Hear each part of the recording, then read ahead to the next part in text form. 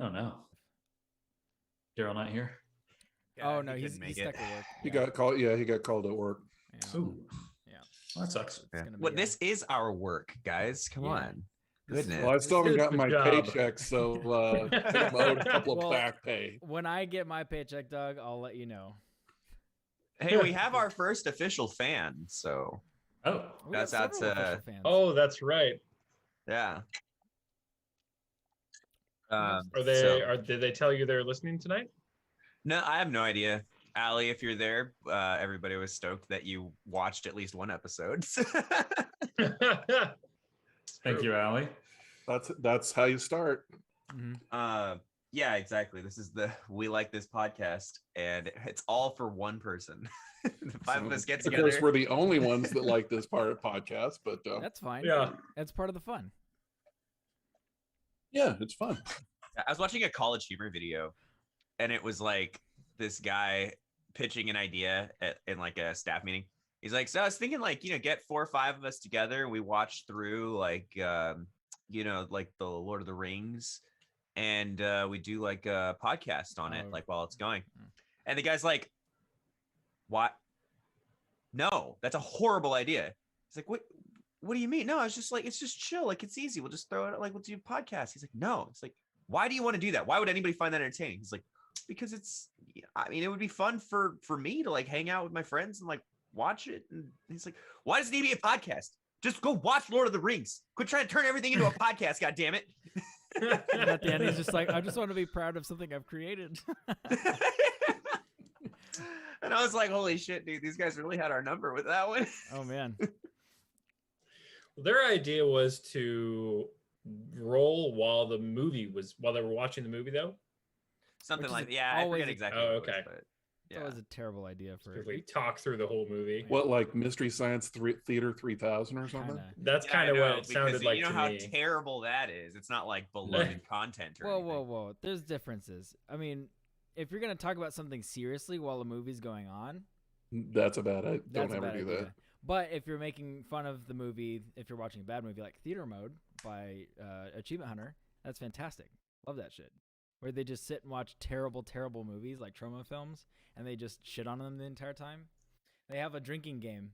So, like, if you, if an actor ever spikes the camera lens, you take a drink. If the microphone from the gaffer comes into the frame, you take a drink. Oh no! Mm-hmm. Does that happen enough? Wow. Does that happen enough times for them to actually be taking? They taking actually drinks? came up with the rules based on things that they saw, and so they're like, was that a microphone? There's just a microphone Wow. over there. We're like, all right, I guess we could make it a rule, and it becomes. Must a be rule. some bad movies. Oh yeah, they're trauma films. Well, they can watch like Trick or Treat.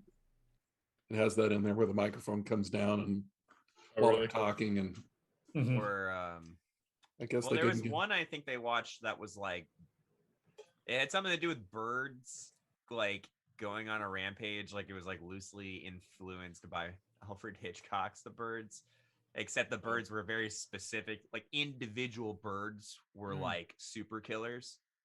This They is would- this is I can't remember the name of the movie, but there's a scene where the birds are like horribly comped in, and they're just like flapping their wings just like this, and then all the actors like, Yeah, that's it. That's the one. Yeah. yeah, I think one of them has like a coat hanger or something. It's horrible. That's funny. Horrible. Playing And like fucking music, and they're just like, the guy that made that movie did not set out to make a bad movie, which I think is fascinating. Because like the guys that make Sharknado is just like that's a ridiculous concept. That's where it came in. Yeah, and it's just kind of making it for fun. They're making D movies basically for fun. This guy actually set out to make a good movie. Like he thought he had a great idea, thought he had like the great like crew, the right actors, all this stuff, and he was like, yeah, this is great, and then released it and got shit on by the entire internet. So just I goes to mean, show kids, don't follow your dreams.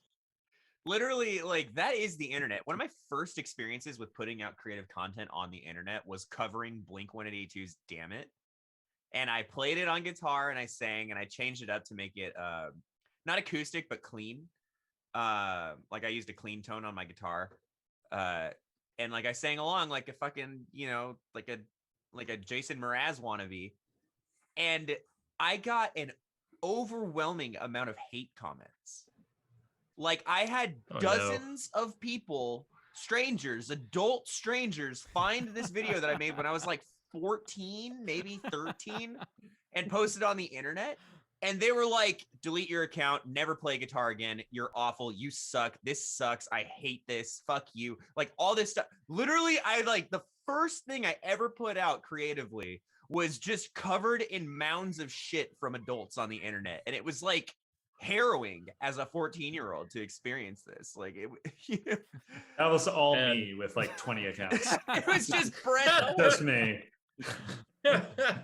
The ultimate betrayal. And no Man, friends. you have a horrible track record with haters on YouTube. Mhm. That is Yeah, true. that's In rough. our last It just- podcast, I definitely, and that's why that stuff doesn't bother me, right? Because it's like I have trauma from my childhood, so it's like I've just learned how to handle it. You've already felt and experienced the worst. Yeah, nothing I've ever put out has received as much hate as that particular item. So I've clearly been on like an upward trajectory of creative There you go. content. That's Guess not bad. Man. God, but I mean, yeah, dude, welcome to the internet. Like, if you're a kid, you want to put stuff out there, make sure that you are ready for me and everybody else to hate you. I Mhm. guess. Speaking I of am the- now one of them. Speaking of the internet, this podcast is also on the internet. So Oh, this no. we like this podcast. And Are we I'm live? joined- yeah, we're live. I said I was living Oh, us. son of a bitch. So Been live for now- like the last 10 minutes. So please definitely pound that not. unlike and unsubscribe. Yep. I was get outta looking for the here. We live thing on the Discord. I did not see. Oh yeah, you're right. Oh, Okay, good point. Jeremy, goodness. Good point. Gosh. I'm failing. Oh. Amateur I have a- hour I over have a here. lot of I stuff to hate do. you. You suck. Boo. We got a lot of It's work only to up do. premiere. It's only up premiere. Got a lot of work to do here. That's the spirit. Oh man. Hey, there it There is. All right, now Jeremy knows that see we're it. live. All right. I want to monitor the chat in case my friend Green Leaf guy, Mantis Man, whatever his name was. I think it was like yellow. Your Hornet. good friend. Yeah. My You best didn't buddy. even get the color right. You just started naming things of the No, wrong no, color. no. Green is the only thing I did get right. I think Is he I- green we should- hornet? I don't even know. something like that. Man, I could go back and see from the comment, but I don't think I care enough. that's Please, true. Green Hornet, comment. Green again. Hornet. Someday you will see us and it'll be fun. I missed It Yeah. would be really sad if Green Hornet was Allie, which is fucking Oh. shitting on her only fan. But we watched a couple movies this week, right? We did. Yeah, Literally I two. watched them both Yep. today. Wow. Yeah. Did everybody marathon them? Everybody watch back to back, or No, I think I watched after we found out that we got it. I think it was Wednesday night that I watched the old one, and then Daryl and I went Sunday afternoon Hmm. to go watch the Okay. new one in the theater. nice? Yes. Yeah, Wow. we also I went watched it as- Sunday afternoon. Sorry, go ahead. As back to back as possible. I booked a 1:15 showtime, and then I put on the original, and it ended like 5 minutes before the movie was starting at the Jesus. theater. And the theater is 5 minutes away from me.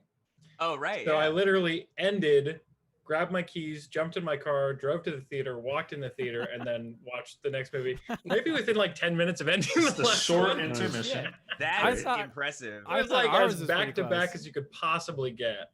Oh, Which was Ours really was fun. like maybe offset by an Highly hour, recommend. But Yeah, it was about. Yeah. Well done. That's impressive. That was very Yeah. nice, Jerry. So I do feel, getting the first comment, that going back to back made it all more enjoyable.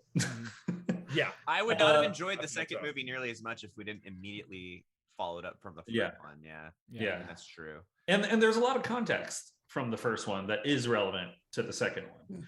The Yeah. second one doesn't feel like a total reboot on its own, and it's not supposed to be. Yeah, But it's a lot of supposed to be people are something. probably going in watching the second one without any context, and it helps. It helps with the enjoyment I of think it. the context certainly. Yeah. I mean, the second one doesn't really feel like a standalone movie, particularly because like there are certain things that you know going into it, like how the story of the first movie is remembered incorrectly, and That's slowly something that jumped out unfolds. to me. Yeah. Yeah. Which I thought was cool It was good. Yeah. because you would only know I guess technically they tell you later in the spoiler alert, they tell you later in the movie the real series of events. Yeah. But Yeah. it's funny if you do know the original at the beginning of the movie when they retell it, you're like, no. That's wrong. You're like, that's right. not how that happened. I saw this 5 minutes ago. Yeah. I Can't fool me. I did like the animation flashbacks that they did with the little Dude, 2D. those Yeah, that was cool. I puppets- did like the Puppets. shadow puppets. That Yeah, was really, that was Like great. Deathly Really- Hallows kind of Yeah. thing. Yeah, Yeah, it I was. like It was that cool. stuff. I like that artsy shit. Like it just has a nice, cool look to it. It's very Yeah. Tim Yeah. Burton-y in a way. It's Yeah, like- I was thinking like Tim Burton, or even though it's not even related to Coraline, that was like a feel I was getting just based on like the design of the characters for that. Yeah. Yeah. No, it was fun, especially because like the puppets, it looked like it was really high quality stuff, but you could still see like the silhouettes of the hands like doing stuff. Like it was, Yeah. Yeah, I noticed that. which was cool. It definitely gave it a really fun aesthetic, which was a nice change of pace from some of the harder to watch scenes Mhm. in the second movie. Yeah. for So I sure. definitely want to Like, get Yeah. into the comparing and the contrasting of the two, but I wish the person that recommended this movie was here on the podcast, but they are not. They got stuck at work. They pulled, They a, pulled Brent. a Brent. They pulled a Brent. They Pulled pulled a Brent. Yeah. a dine and dash classic where they just Brent maneuver. Another Dine and Dash. Recommended Daryl movie. Dash. was super Daryl adamant Dash. about watching it. And Dine and Dash Daryl. super I sent out a text Wrestler name. every Dine and Dash Daryl. I sent out a text every day of the podcast to make sure everyone's good. They've seen the movie. They know what movie we watched, and to make sure we're all good. And he's like, he's all there. He's set to go. And then a couple hours later, he's like, yeah, I'm just gonna be stuck at work. So it's gonna Has be he fun. typed in like a short review and rating for the end He for has us to not. reread? He has not. Oh, no. That'd be funny. He might be Damn able it. to make it by the time we end the podcast. Kind of like when we did Not Kill Animals. So we'll see. Sure. We'll see. I was gonna say. I can yeah, I was like, already guess how Daryl feels about the new movie. Oh yeah, it's probably the exact same way as me. But you know, Except like harsher and like more upset. yeah. yeah, I believe I could reenact how Daryl feels. Well, you saw it with them. Did you Yeah. guys talk about it? Some, yeah. Okay. All right. You'll have to Um, give us the insight. I'm pretty sure the phrase verbatim was uttered. That movie didn't need a sequel, and it was bad. I mean, this movie Well, I didn't mean, need 4 when- sequels or however many it has. That I is think it's, true. yeah, It it did was have what, the six Yeah, I sequels? think there's 2 and 3, but I think they should have stopped at the first movie. I felt like the concept of continuing the story from the baby that was saved was cool, and Sure. then they screwed up following through with that concept. I think they had a really good. I think they had a really good idea, and somewhere along the line, they Stephen King'd it. Like they just didn't know how to end it well, or like what direction to really take it. did- Yeah, go ahead. I was going to say I did like the fact that they brought back the original actress who played his mother, Mhm. And she hasn't really um, aged a day, has and she? No, she impressive. looked looks good. good. She She looks looked really great. good. You know, I mean, it was Yeah, For I actually 30 looked it up years. later. because Yeah. I was watching. I said I recognize that actress. I know who that is, and I was like, well, yeah, she was the mother in the first one. And they Yeah. like there's a cool continuity with the scar on her arm too. Mhm. Oh, where she because gets she was stabbed. yeah, she or got pricked. hatcheted in Yeah. the first She movie. got- Spoiler alert. She got cleaved Oh, on the that's arm. right. Yeah. Sorry, cleavered, not Yeah, hatcheted. cleaved. It was a Oh, cleaved. Significantly Please. lesser wound. Yeah.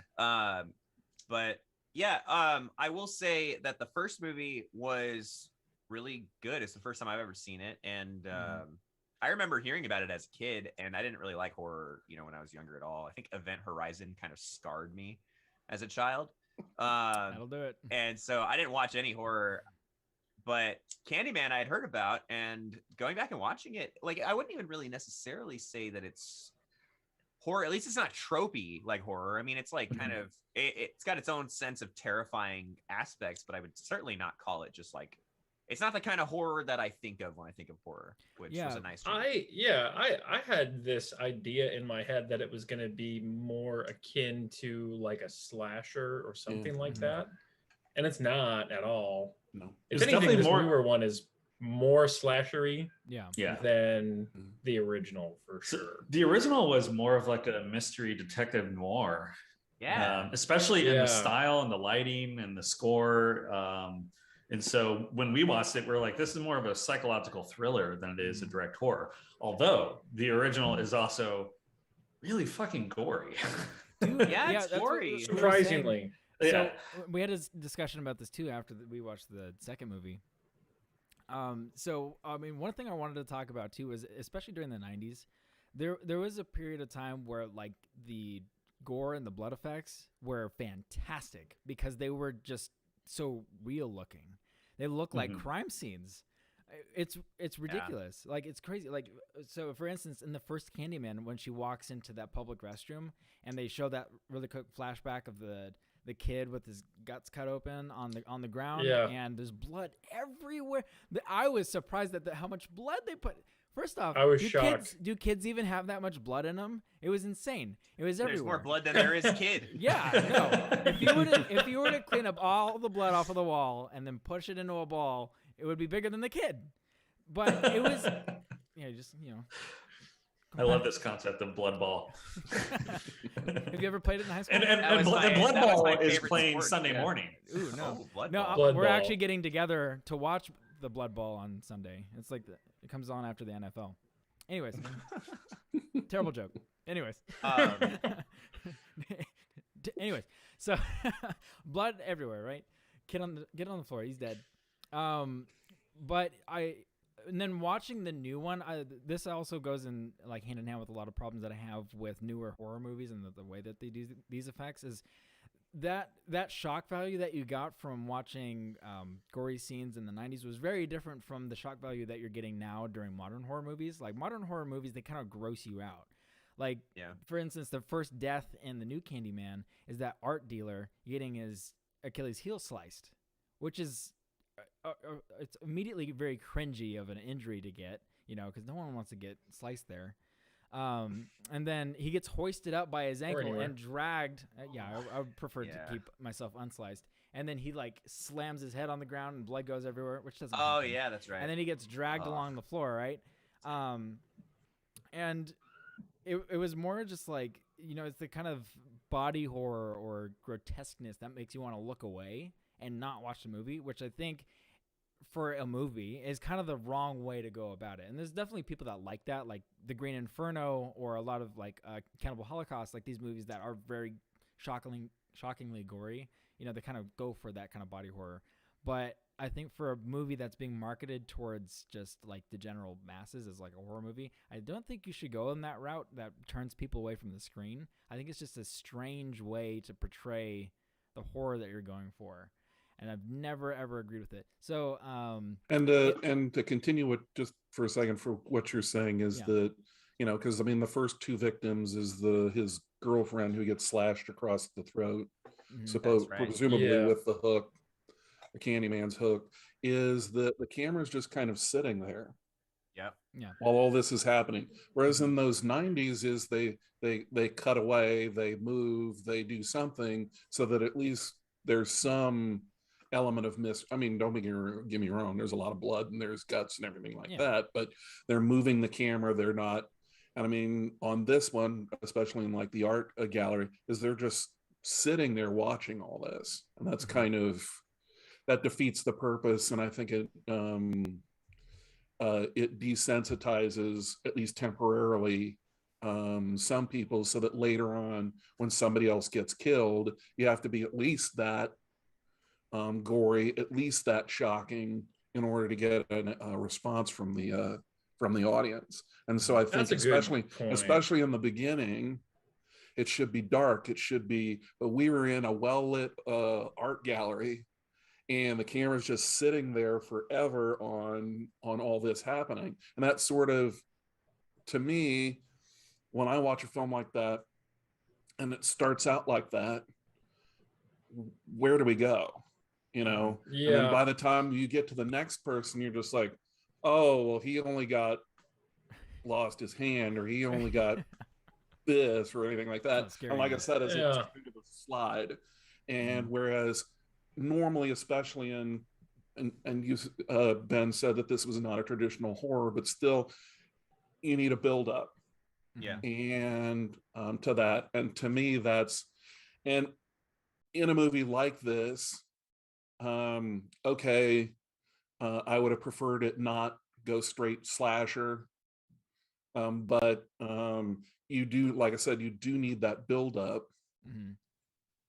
Because there's a better payoff in the end when you build up that stress, that tension throughout the film. And when you release it in the beginning like that, we just shot our wad, and we're kind of coasting away. And it's kind of a shame because there are some really cool moments in that scene just before he gets hooked by the Achilles or whatever. Like I really liked all the shadowy stuff. Like they played a lot with the mirrors in the new one. I thought that was pretty cool. And in him kind of clawing the canvas screen or whatever in half, like all that stuff was really cool. Except for the CGI of that. Yeah, I want to talk about that too. Yeah, there was a couple. There was a couple of scenes where I was like, "Ooh, that's really good for CGI," but it still looks. CGI. It's very clean looking CGI, but it still looks like CGI. You know? I mean, like when they de-aged what's his name, Tony Todd, the original Candyman at the end. Like why? I mean, I think the bees around him effect kind of blurred it a little bit, but it was pretty obvious that it still was. It reminded me of how they it was like Arnold. Hi, I'm computer and everything like that. And you know, like they did in the Neutron for Jeff Bridges and on and on, where they're trying to de-age them, and it's just obvious. I think there's probably a better way to get the original Candyman actor in there without again, the cameras I believe very stationary, and that kind of ruins most of these effects, especially computer ones. Is when the camera stands still and just kind of, I mean, I understand these effects people, these computer people want their stuff shown, but in cases like this, it defeats the purpose of having it at all. Is because then we stare at it, because if you've seen it long enough to go, oh, that's a nice computer effect, it's on the screen too long. It's kind of the best computer effects is I didn't know that was computer. The best special effects is I didn't know that was a rubber dummy instead of the actor. You know, that's kind of the key in editing all this. And like I said, is especially in the new film, is we just kind of stand there. And to me, I think it's one of the problems I had with it is that is it pretty much removed all the mystery, the questions, the shadows. Like you guys, I saw that part when the Candyman is running his hook along that screen and it's ripping open. Fantastic scene. Great. And it was ruined by everything else. I mean, we couldn't decide what we were watching. Couldn't decide what it wanted to be. And so it just decided to be a lot of things. And again, I mean, I liked the connections to the first film. I think it seemed to be really thought out. The first one's not a great film. Really? Okay. It's interesting. I like the background of how Candyman became a Candyman, but the execution up front is just to me, they sort of signal him with bees. And I don't think that was punched up in his original. I mean, I understand how that works. It's just that if that's going to be his thing, we should have seen a little bit more about that. And they should have connected it better, in both movies, as to why that's. Because what we end up with, especially in the second film, is some guy giving kids candy, and that's why he's called Candyman. Which has no direct correlation with the original character that you see in the first film. And okay, they sort of lay it out that, okay, there have been several Candymen who come out to right these wrongs. Okay, that's fine, but still it doesn't Well, and even It Helen doesn't becomes a that candy that woman. whole thing, that whole Exactly. revelation doesn't really match with the first film. Because if you watch the victims, is it doesn't match. It doesn't make any sense. yeah, I do And want to like I talk. said, I understand what they're doing, and it's an interesting idea. It's just that is that they should have, if they were going to accept and embrace and continue with the first film, they needed to accept it for all of its good and bad. You can't just like Oh retcon yeah. or whatever they want to call it. You can't Right. change stuff just because it's convenient to the narrative you're trying to tell. Yeah, I think that Yeah, was a big misstep with them. But what did you want to see, Ben? I wanted to talk about the themes of the movies as it relates to what Doug was just talking about, because I do think that it's really um, strange what happened, because the first movie's like thematically, the first movie is about a person that believes that they are sane, that is like, you know, seems crazy to everybody else. And it's like a slow burn. Like the first half of the movie is like a noir flick where they're trying to investigate. And then they solve the case. You know, it's like literally like Scooby-Doo the hell out of it, right? She gets her ass kicked by a gangster, and then she points him out in a lineup and he goes to jail. And she's like relieved, you know, she's like, we got the Candyman, we did it, we beat him, you know. And then that is what signals, not saying his name in the mirror, not like none of this other crap, not digging up and learning about him. Literally, what signals him coming after her is that she no longer believes in him because she has hard proof that Candyman is not real, because this other guy was just masquerading as Candyman, hurting people with a hook. And then Tony Todd comes into the picture and he's like, I'm real. You didn't believe in me. I'm going to make damn well sure that you believe in me. And the reason that Tony Todd feels that way is because he's in love with whatever, like, you know, like there's very clearly like symbolism that she's reincarnated from, you know, the woman that he slept with that caused him to be executed by a mob of rabid racist white people in the first place. And all this stuff that ties into his backstory. But ultimately, the point is like, I'm pissed off that the woman of my dreams thinks that she cannot believe in me. So I'm going to put her in a position that she basically has nobody else but me to turn to. And that's what he thinks he's doing at the end of the movie, because he's basically taken over her body. He's had her kill people, or he's killed them in front of her and like framed her for it. Like however you think the power works, they don't really explain it. And I think that's fine. But at the end of the movie, he thinks he's like, aha, I've got you now. I'm the only person that's left that you can talk to, that you can confide in, even though it's like all fucked up and twisted because he's a monster.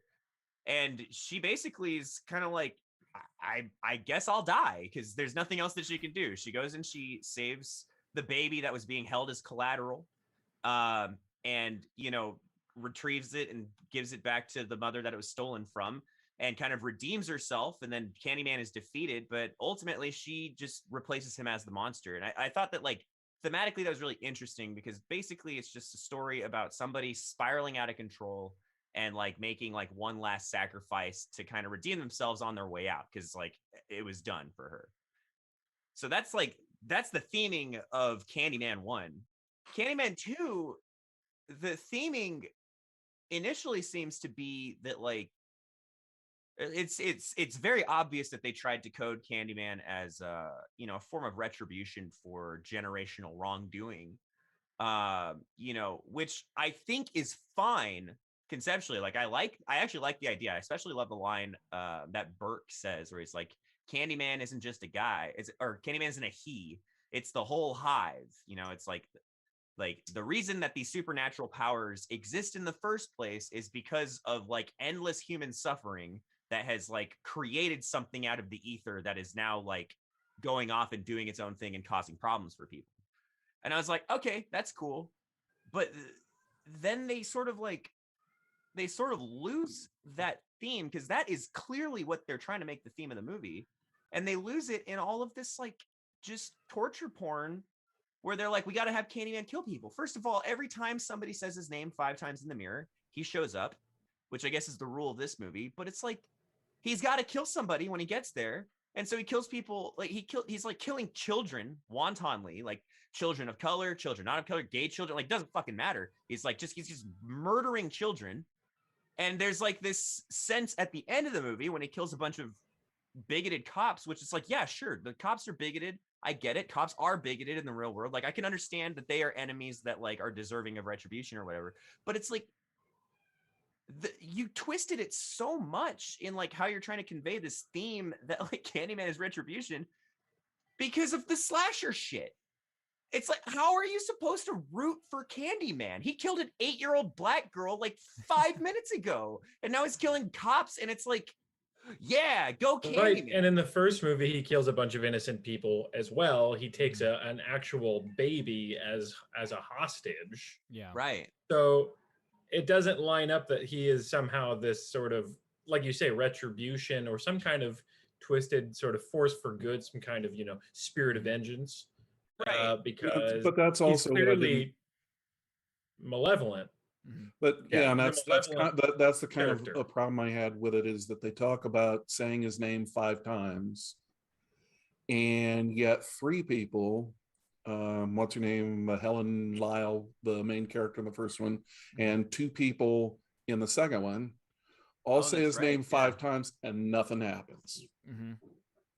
Yeah. I mean, technically, the artist guy becomes Anthony becomes Candyman of sorts, but Candyman, that's what kind of always got me, when it was convenient to be scary. I mean, and in the first one, I believe she takes, when she's looking through some of those pictures, she does see, she's taking a picture in that old apartment, and she does see Candyman over her shoulder in a picture that she takes.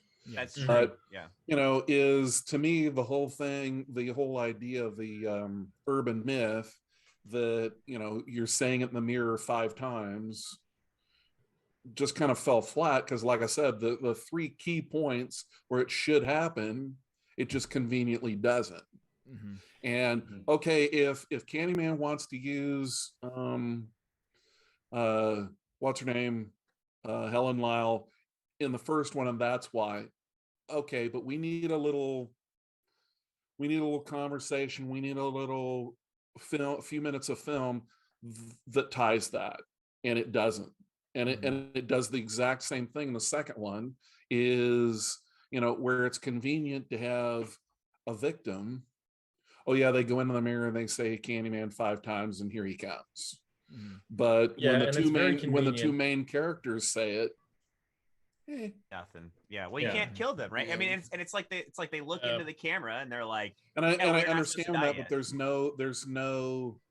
nothing on film that connects that, and that's kind of my problem.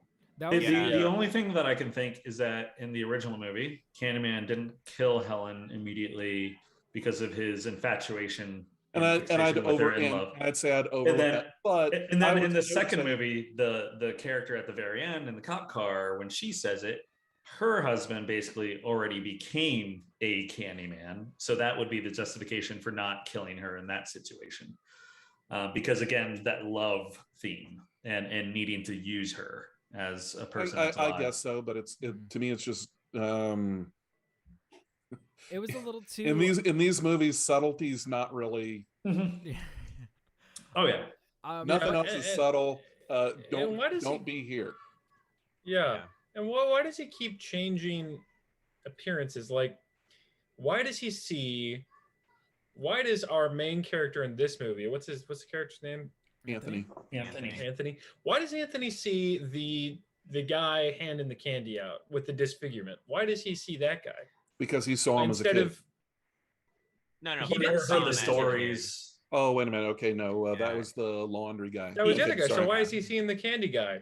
He heard the stories of him, and that's what I'm wondering, if that's the connection. Like, what the Candyman is that the one you summon, right? That's true, but he heard Helen's story first. She became a candy woman. He should be seeing Helen then, right? Yeah, he should be seeing Gum Girl. I don't think he heard Helen's story first. I thought he heard about the real Candyman giving candy first, and then researched Helen. He hears about Helen first because he hears about her whole story. Then he goes to that place And then he meets Burke and he asks Burke who Candyman is, and Burke gives an account of the guy he knew as a kid. Right. And he even recaps Helen's story and gives further context, then tells him about the Candy Man, Mr. Candy. That's my and Candy. so I'm like, well, if Helen became a Candy Woman, and we're Gum Girl. assuming the rule is that you see whatever version you heard about first, or the latest version, or I don't know what the rules are. So for some reason, he's seeing this Candyman that Joe Schmo from the 70s saw. Yeah, and I think that's And there's the no problem point. is that And again, like, there's no connection. yeah, There's no there reason. probably doesn't need to be rules, right? It's like so like there doesn't need to be, except that for whatever reason they felt that it was important to try to ground this story in like something believable. In the first one, it's very grounded because the first half of the movie is just essentially not actually supernatural. They're just like futzing about in the ghetto, and then they get like she gets accosted, and like it's like that. I don't know. That's like the first half of the movie. It has nothing to do with supernatural stuff. It's all very frightening, sure, but it's like kind of a realistic frightening. In the second movie, they Which I kick liked, it off. actually. I liked it too. Yeah. In the second movie, they kick it off immediately with supernatural elements, but gosh, man, like the inconsistencies in the second movie compounded so quickly, and it felt like it was very obviously trying to make a point, which is fine. I'm fine with point. I know that not everybody on the podcast wants to watch a movie that's making like a political point or something like that. I'm fine with that as long as the point is salient and works. But in Candyman, it's like they look into the camera and they say, "This is our point," and then the rest of the movie does not even come close to supporting that point, and it's very tonally awkward as a result of that. And it's like, I mean, why are you going to say this to me and then like not follow that up with anything like really meaningful, especially in a horror film? Like, and it's not like a thinky horror film like the first Candyman was. It's like a slasher flick at this point. It's a slasher, yeah. How are you I mean, gonna... that's the thing, is if you're going to embrace, you're going to take the first movie in. You know, we've got characters from the first movie. We've got, you know, at least part of the story from the first movie is, again, you need to take it all. Is either go off and do your own thing and call this, well, this is Candyman reboot. And then I probably would have accepted the story a lot better if it had just been reboot. But if you come in and say, well, we're using this character and this character, and this is what happened, and we're sort of, there's a time lapse, but we're accepting that first story, you need to accept it. And your story needs to blend in with that and make sense. And this just doesn't seem to. They seem to cherry pick parts of the first story to be convenient, to be I don't know, to kind of give the name Candyman a bit of, because no doubt you're using an element of name recognition here, for good or for bad. I don't know. I understand the first one's like a cult classic now. People actually, but so you know, is and it's about, a lot of it's about respect. I mean, is the first Candyman a great movie? No. But like I said, is if you're going to embrace it and say, we're going to make a movie that extends on that, you need to respect the rules they set, or you at least need to explain why you're going off on your own tangent. Right. If you set those boundaries, you know, I think this would have been a better movie. It just doesn't. And I mean, and in support of that, like the first Candyman, whatever your feelings about it, it's a coherent narrative. Yeah. Like it's very obvious what happens in that movie. And in the 2021 Candyman, the narrative is not only incoherent, it's like it's coming at it from all these different angles. The main character, who we were supposed to be like experiencing this through, like sort of stops being a lens for the viewer somewhere around the midpoint of the film, and then we don't actually have a main Like too character. early. And Yeah, and I mean, for a you while. lose. You're supposed to sympathize with this guy. I mean, because when you have a main character who's doing something like this, and then something like becoming Candyman or whatever's happens to him, you're supposed to feel bad for him. Mhm. Well, that's how they set To it up. sympathize with him. Sure. Yeah, And I mean, they it's- set it up that way, and they don't follow through. Yeah. Yeah. And it falls, and by the time he turns, it's like, okay, Well, that was the problem that I Alright. had with Yeah. the turning of the Candyman too. Is like he goes to his mom finally, and then she explains to him that he was the baby that gets saved by Helen Lyle and was taken by the Candyman, and he's like, oh my god, and he gets like super mad and he leaves, and then I assume he goes to Burke, and Burke's like, yeah, this is what I'm gonna do, and he's just like, okay, and And he's he just, literally sure, just walks sure, that out sounds of good the to me. movie. Yeah. Hey, here's my hand. Come Oh, on. man. Oh. Here he is. Goodness. the old But yeah, no, you're right. Waters. What's up, D Waters? What's Now up? we're live. Yeah, now we're live. Goodness. So we're neck deep in a conversation. I'm glad we're talking about all the bad stuff first, because I do like a lot of things about the first movie that I do want to get into. But Yeah, really yeah, quickly to finish up on that point, yeah, it's ridiculous how he just kind of is okay with it, and that's when, we were saying, is like halfway through the movie he stops becoming a lens for us as the audience to kind of like view this thing through and sympathize. Not with. even halfway. I would say like, yeah, It maybe is- halfway, it maybe feels even pretty before then. early. Yeah, Yeah. it's It's pretty super quick. early. And then that Yeah. happens, and it's just completely. He's just, he just sits there and lets this thing happen to him. And And it's I just don't like, think that he's literally as a character okay with it. I think that he's in a trance through the Yeah. transformation that we physically see, starting from the hand to the half of his body, to the point where he's no longer himself anymore. yeah, which I He's believe, but he's like, been taken over. And we get kind of Yeah. passed off to the girlfriend, who he's Right. kind of been distancing slowly Yeah, as you're the right. transformation. And so it's kind of difficult for us to go jump on her wagon all of a sudden when we've been following him. mhm. And since- Especially And jump because on a they had an wagon. altercation where he was Pretty nice right. wagon. This is like a huge problem. He was right. He starts breaking all the mirrors and stuff, and he's like, "Listen, I'm trying to protect you." And she walks out on him and leaves him at like in this like incredibly vulnerable state, and like and so we're like, of course we're going to sympathize with him in that moment, because it's like he feels like he's going crazy. He's not going crazy. He's turning into a fucking monster. And she walks out on him, and of course she gets support and everything. And I understand why. I like, it makes sense. This is fine storytelling. They had a conflict, but you can't just switch over to her perspective after this conflict when she's wildly in the wrong, and then just be like, yeah, she's no, she's the good guy now. It's like, she abandoned the guy that we were following 5 seconds ago. And now that dude's getting his arm chopped off in a goddamn trance because she wouldn't stick around to listen to his story. What the fuck? Hey, Jeremy. Tell those kids to shut the fuck up. Yeah, you can Those really sounds- hear him this time, huh? Daryl, I was waiting for you to just tell Ben you're getting angry. Well, I'm like, I came in a perfect time because Ben's pissed, right? So like, Ben's getting Yeah, super mad, very super passionate about a shitty movie, and so I came in at the right time. Yeah, it was appreciated. I also want to say a bee did not sting that man. It was a wasp or a hornet. That was Hey, weird. It was not a It was a bee. Really? wasp. You're right. Okay. Yeah. Bullshit. And Okay, what was the point of the ants killing it then? I don't know. There's a lot of symbology. It was just was kind of cool. like, weird okay. symbology. Yeah. It's a tie-in with Symbolic. Ant-Man. It looks cool. So Candyman's in the Marvel universe? Oh, He yeah. is now. Oh, yeah. He's got a man. He's got a man. CCU and the MCU. Well, he's kind of a hero merge. now. in No. some He's weird definitely a way. super Yeah, villain. He's an answer. Don't you feel like the end of Candyman, like this new Candyman?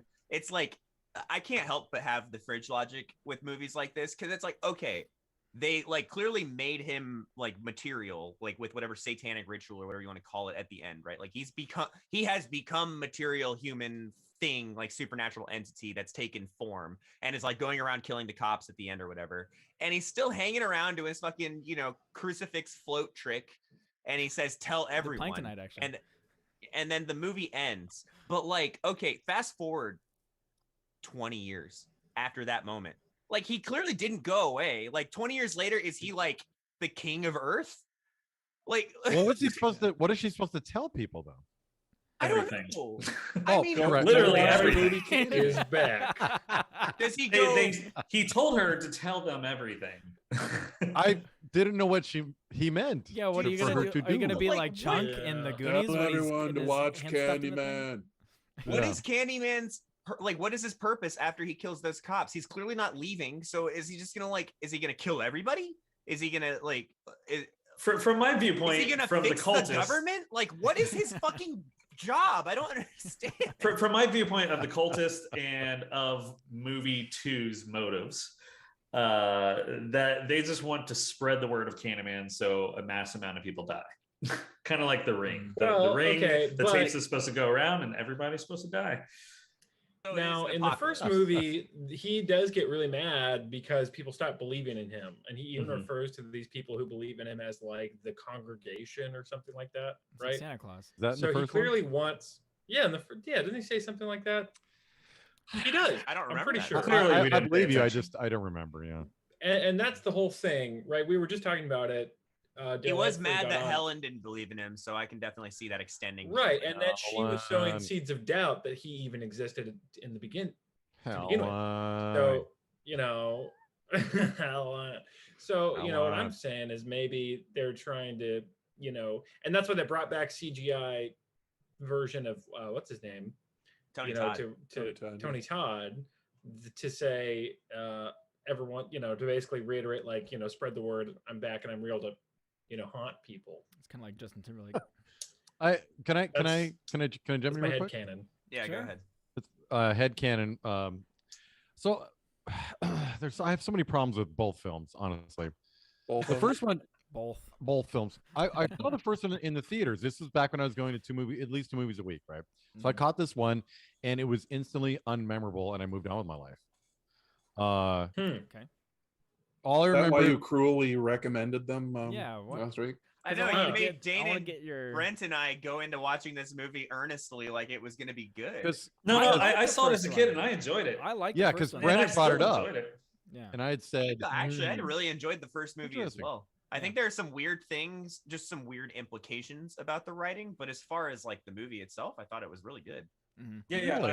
I was a fan of the first movie because in the context of this being an early 90s, not an A-list horror movie, it didn't feel too campy. And the styles with the lighting and the score and the story felt like I was watching like a noir story. And I really enjoyed that. And the lead actress was fucking competent. It's such a nice thing Yeah. to see a horror movie where the lead actress is you know, doing things that seem like the things that you would do. You know, Mhm. she's not like running. They try to mimic this in the second movie where she opens the staircase to the basement. The girlfriend does, and then she closes it. And she Nope. goes, "Nope."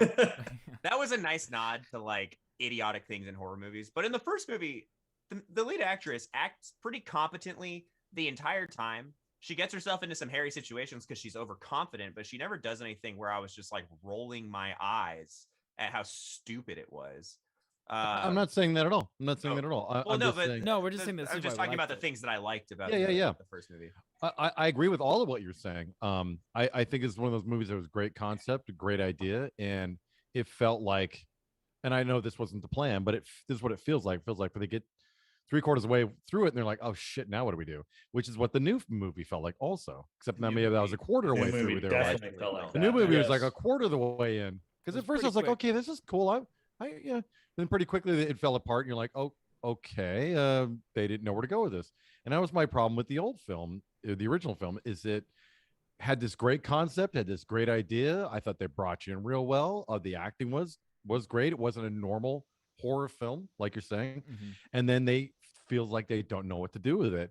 And then the way the original one ends, so you got her husband who clearly doesn't give two shits about her, or one shit Right. for that matter. He's been banging the grad student the whole time or whatever. Fucking Stacy. Stacy. Stacy, Fucking God Stacy. damn. man, Stacy's just getting an A. I can't blame her for that. But That's the 'cause she's got poor that A, wife dude. she got the A. So poor wife is in the insane asylum for a month. And in that time, he's moved in the girlfriend. She's repainting the fucking place pink.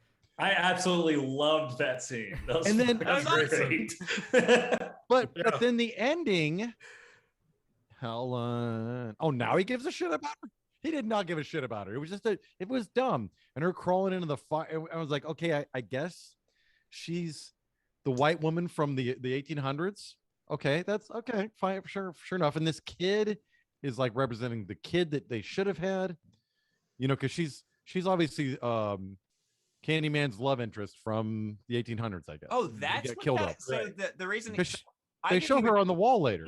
Yeah. I thought he was just holding Little the bonnet. No, I knew that the We know reason. that- we we know know the that it was Helen always connection, you. but Oh, the okay. the kid just seemed like a sacrifice for Howard. or I whatever. didn't know what he was. Like, yeah, I thought that Tony Todd was holding the kid as collateral. Basically, it seemed like everything Candyman was trying to do in the first movie was like make Helen basically have to rely on him, in a weird twisted way. And then that part really irritates the shit out of me with Xander Berkeley going. So definitely what I just Googled, and it says baby Anthony had been chosen by Candyman to act as a sacrifice to make his legend grow. Oh, okay. He wants his legend to grow as well as get his love. That's right? actually in the rule book of how to make your legend grow, is to sacrifice an infant. Yep. I mean, I've Number tried it a one few rule. times. But Doesn't that would really make work a lot well. more people know about me. Yeah, so we need to take it back. Hold on. We're missing a key thing. And it's very quick. And I think one of the problems with the original movie is that they don't really talk about this enough. But I was in for the first movie from the opening lines.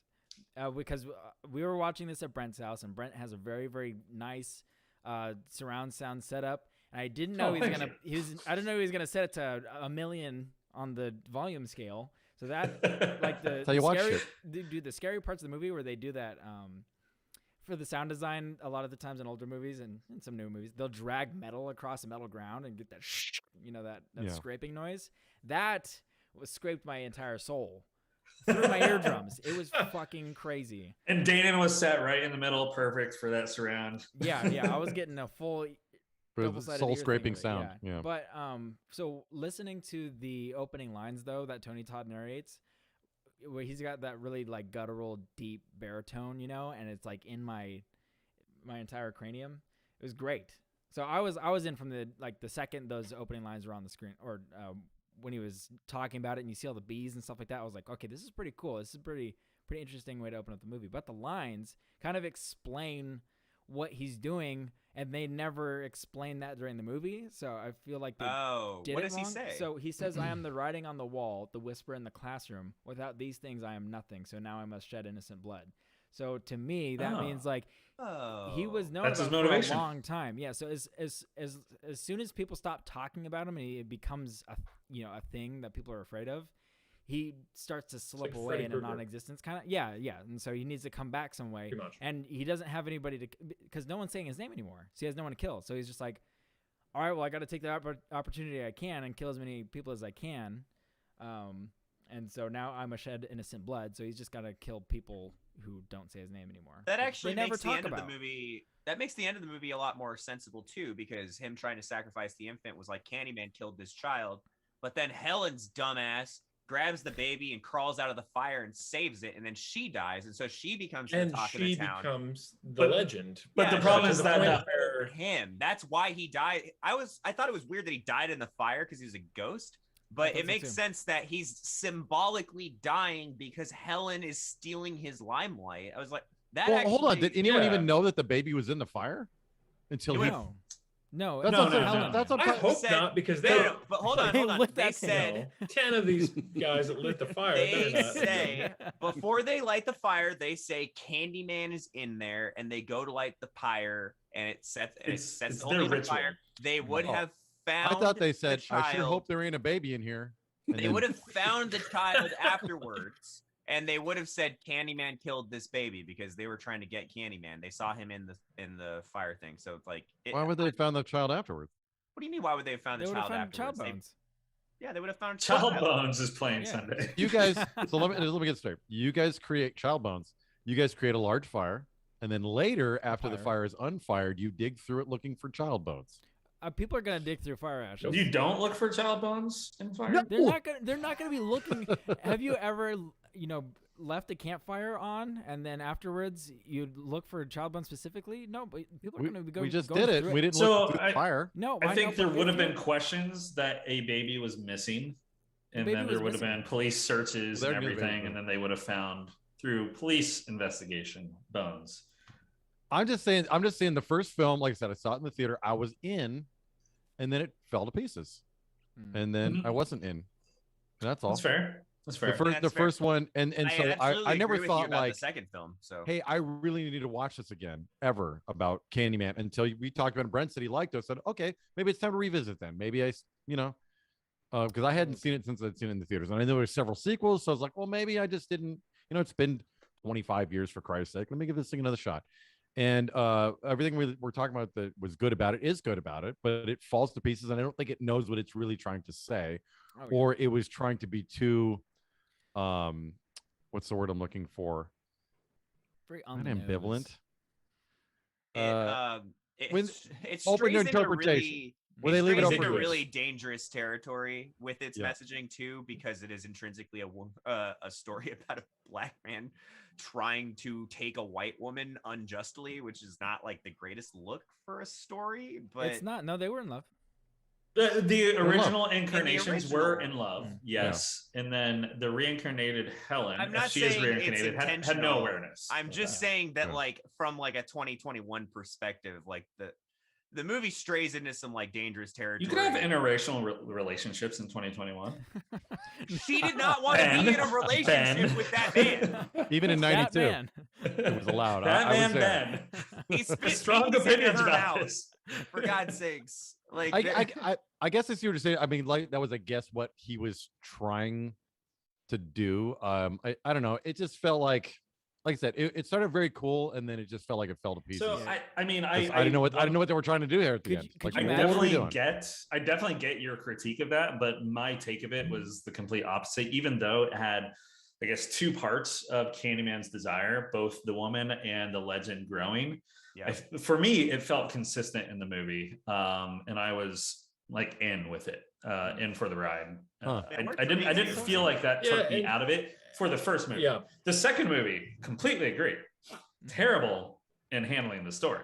But the first one, it felt like the journey of following Helen worked, whereas what we were discussing with the second movie didn't work, because you had a protagonist in the first movie that you were with her the whole way. Yeah. And even showing that she wasn't herself aware of any reincarnation, you just had this supernatural entity fixated on her, helped that. I like that they didn't really hone in that she is a reincarnation. That a lot of horror movies tend to do if they're dealing with that. For her, she was still the protagonist. She's like, what the hell's going on? I'm against this. And it's vague enough that she might just be a white lady with blonde hair that looks Yeah. like a painting on the wall, right? Like, Yeah, they did Yeah. leave that. They did leave that pretty vague. Like they showed it later Yeah. on that in his lair. that and picture of her. theoretically, Yeah. 'Cause- Candyman also killed another white girl, like years Yeah. earlier in the retelling that they have, where the greaser tries to sleep with where Billy tries to sleep with the girl who has a boyfriend, but That's- Mm, who was Sam Ted, Raimi's Ted Ted Raimi. Raimi. Yeah. yeah, Uh, that whole Ted scene Raimi, was that's his name, hilarious thank you. to me. Sorry, I was falling out of the movie when Ted Raimi was the cool The cool guy. I'm Well, like, when he came in, I forget, Ben and Dana were asking who he is, some other actor. I'm like, no, he's Sam Raimi's brother He from looked like he looked like Hercules a- and Xena Warrior Princess. yeah. he looked like a young version of Quentin Tarantino. That's did what you look said. like Yeah. Quentin I didn't Yeah, think it it was kinda him, did. but I was like, that looks really weirdly like Quentin Tarantino, like in a weird Yeah. alternate reality. Okay, really quick, I did want to say something that I forgot about. Okay. So one thing I really liked about the Candyman, besides this fashion sense, was that the majority of the murders. It did have amazing fashion sense. Okay, first off, one of the things I really liked about him in the entire first movie was that he exists during the daytime, which is not common Yes. any supernatural or slasher film, even if it's a serial killer or anything like that. I like the fact that a lot of the murders took place during the day. Like there was something really creepy and scary about that in itself, and it was like it didn't matter that it had to be nighttime or something like that. I think the only murder that happens at night is the first one, where or not. I guess the murder of the dog, where Helen beheads the dog. That happened at night, Yeah. and then everything else happened during the day, which I thought Because was cool. normally in slasher flicks or horror flicks, you feel safe daytime and you could see everything. And like what you're saying, they took that safety away. It didn't necessarily make it more scary, but it definitely made it a little more enjoyable. Just in Well, context. I guess I'm not remembering it, or I have too much of the second film stuck in my brain right now. Who gets murdered in The original Candyman. Who? A few Well, her people get friend. murdered. Oh, yeah, yeah, her but I thought friend- Helen does all this. Yeah, Helen Helen does does it. do all Well, that, the- but she's the been debate- taken over by Candyman, except So- for the doctor who Candyman kills in front of her Yeah. and then undoes her wrists. But then you're like, wait, but Candyman does maybe kill her she- friend though. Yeah, yeah, She just because happens to be holding a that, knife.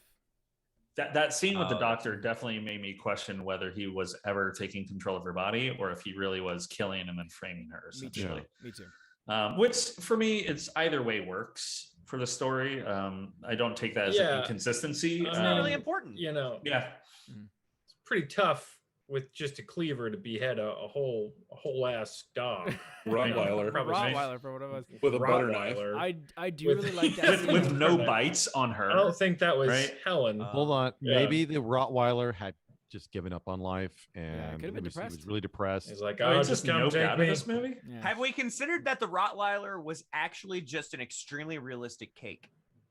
Oh, I mean, I see Yeah. these are getting very popular on Instagram, so I Right? Yeah, thought I'd yeah. ask. Lots of realistic cakes.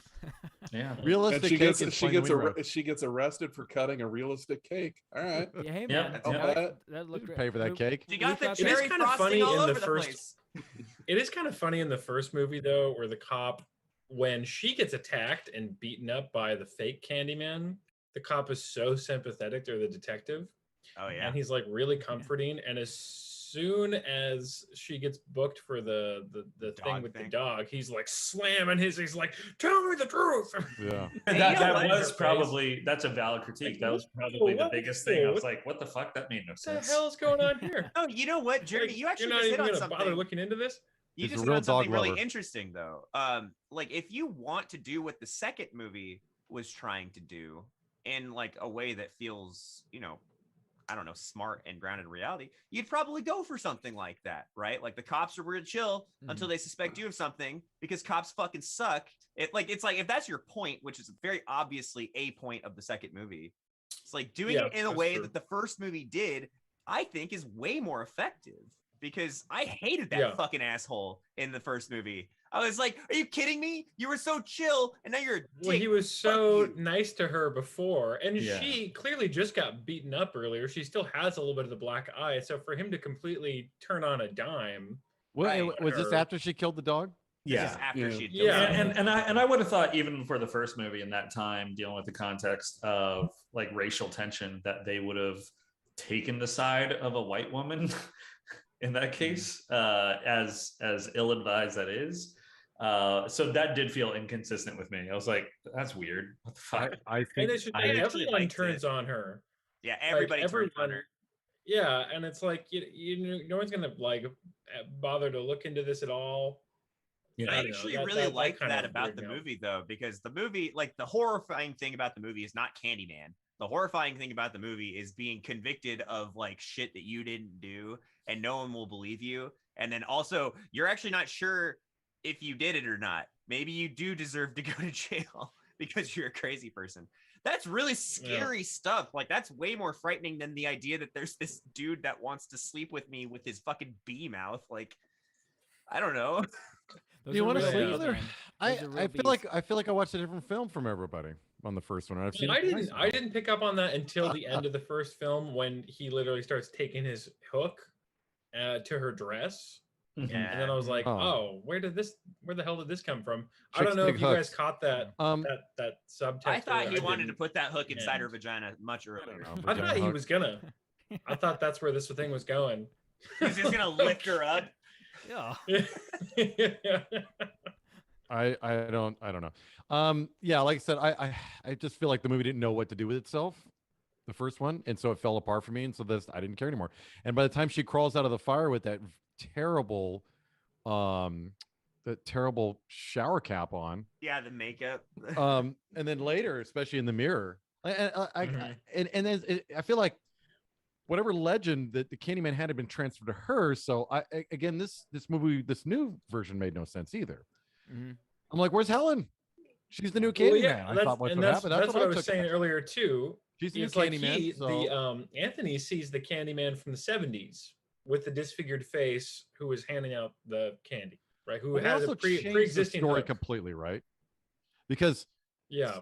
The new movie with 70s Candyman, the creep in the wall, was not Candyman, and he also wasn't the guy that beat up Helen in the bathroom in the first movie. Well, that They was He was none of rewrote the the other story. guys. that was very much a Yeah. retcon. Yeah, they were Yeah. like And they were trying to say there's lots of Candymen. Which is dumb. yeah, like no, I get all that, but it's still, it's just, you know, it's like when they rewrite, you know, they have this sequel 20 years later and they rewrite whatever actually happened, or they change the behavior of the creature, like they did with the stupid Thing remake or whatever sequel that came out in 2011. They changed the behaviors of the creature, and this is the same thing they did here. Now Candyman is only in reflection, but he's actually killing everybody. You know, and that didn't happen in the first movie. Yeah. And, you know, I hate when they do shit like that. Well, it establishes it- no rules. That's the problem. It's like, I mean, you can Yeah. think about like Freddy Krueger has very clear cut rules that they don't really ever deviate from, because that's what makes him so famous. That's what makes him so scary, is because he has these Yeah. rules. The fact that Candyman doesn't really have rules, he's not really grounded in anything, does lose a lot of the actual horror about the Candyman really, really quickly, because you're just like, Yeah. sorry, how does he kill people? So he can possess their bodies and also physically kill people, And then it he makes can you kill ask- people in reflections, and then also in real life. It's like, what? And then Is you're he like, why is he omnipotent? killing people? I don't understand. Why did Yeah. he kill the art? Why did he kill the art girl? The art lady didn't fucking say his name 5 times. I thought you did. Did she? The art lady does. Maybe. Hey, maybe Art it's Lady the does. five. I honestly, I feel like anyone in vicinity of people that say it should die. But I know in the new movie, Very clearly not true. the girl in the bathroom survived, I think. Yeah. And the brother survived too. I mean, like Yeah. the brother of the other Right. girl. It's like it doesn't. Yeah, there's no Well, consistency.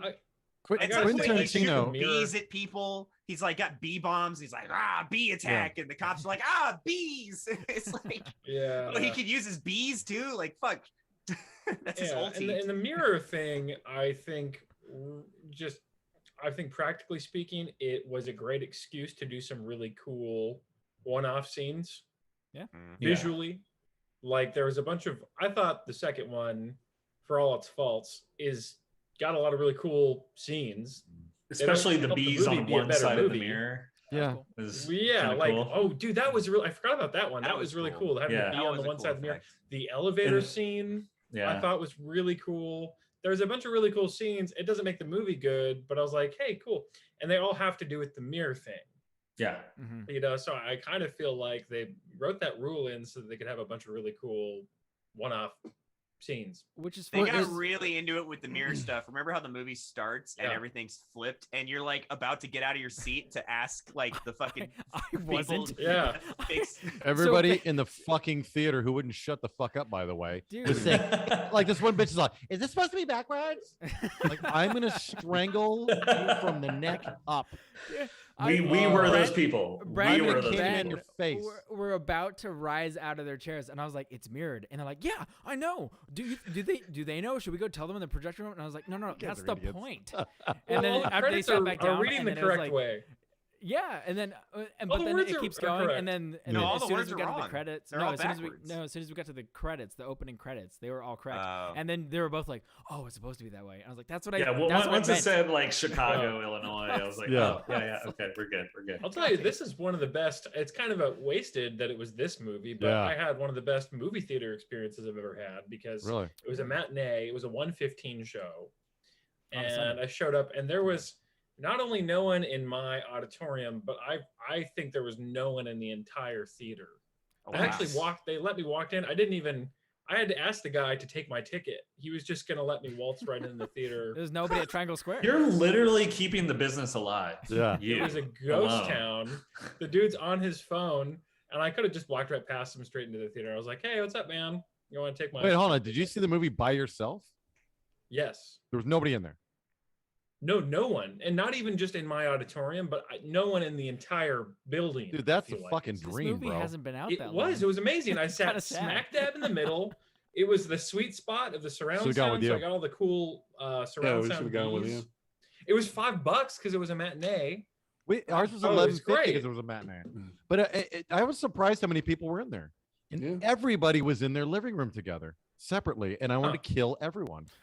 It was, it just blows my fucking. I know I'm an old man, but fucking, are you kidding me with everybody?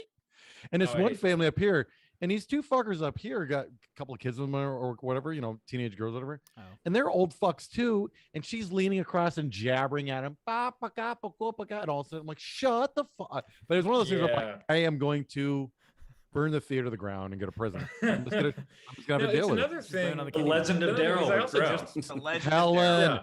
It was so Yeah. weird though that everyone's just It was another thing. jabbering. When they're jibber jabbering to each other about some unrelated shit. Like I saw Card Counter with my dad earlier in the week or last week, and there were people in the theater and they were talking and it was mildly annoying, but they were engaged in the movie. Like they were like, there's something happening. Oh no, he shouldn't have done that. Like, they said that kind of shit. Okay. And it's still annoying. There he but is. I find it a No lot less shit. annoying because I feel like we're watching this thing together at least you're engaged in the movie. But when people are just chatting about some shit that's totally Well, unrelated. they're chatting about stuff that's going on in the movie, Oh, that's fine. but It's not fine, but it's not as bad.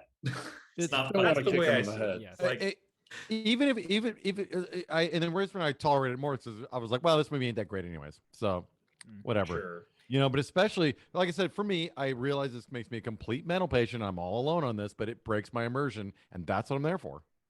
Yeah. And if it breaks my Yeah. immersion, I just what's the point of even going? So It as a Yeah. tangent Sucks. with that, it was interesting for me to hear a week or two ago when you were saying you don't even like theaters that serve food because you don't like the waiters coming in. yeah, But that's been most of my life, theaters with food here in Austin, and now Yeah, it's what I need to like have that full experience. You know what, though, Brent? I will say at Mm. Movie House, Mm. they fucking did something that really stood out to me, Mhm. which was that they gave us our receipts for the food during the climax of the film.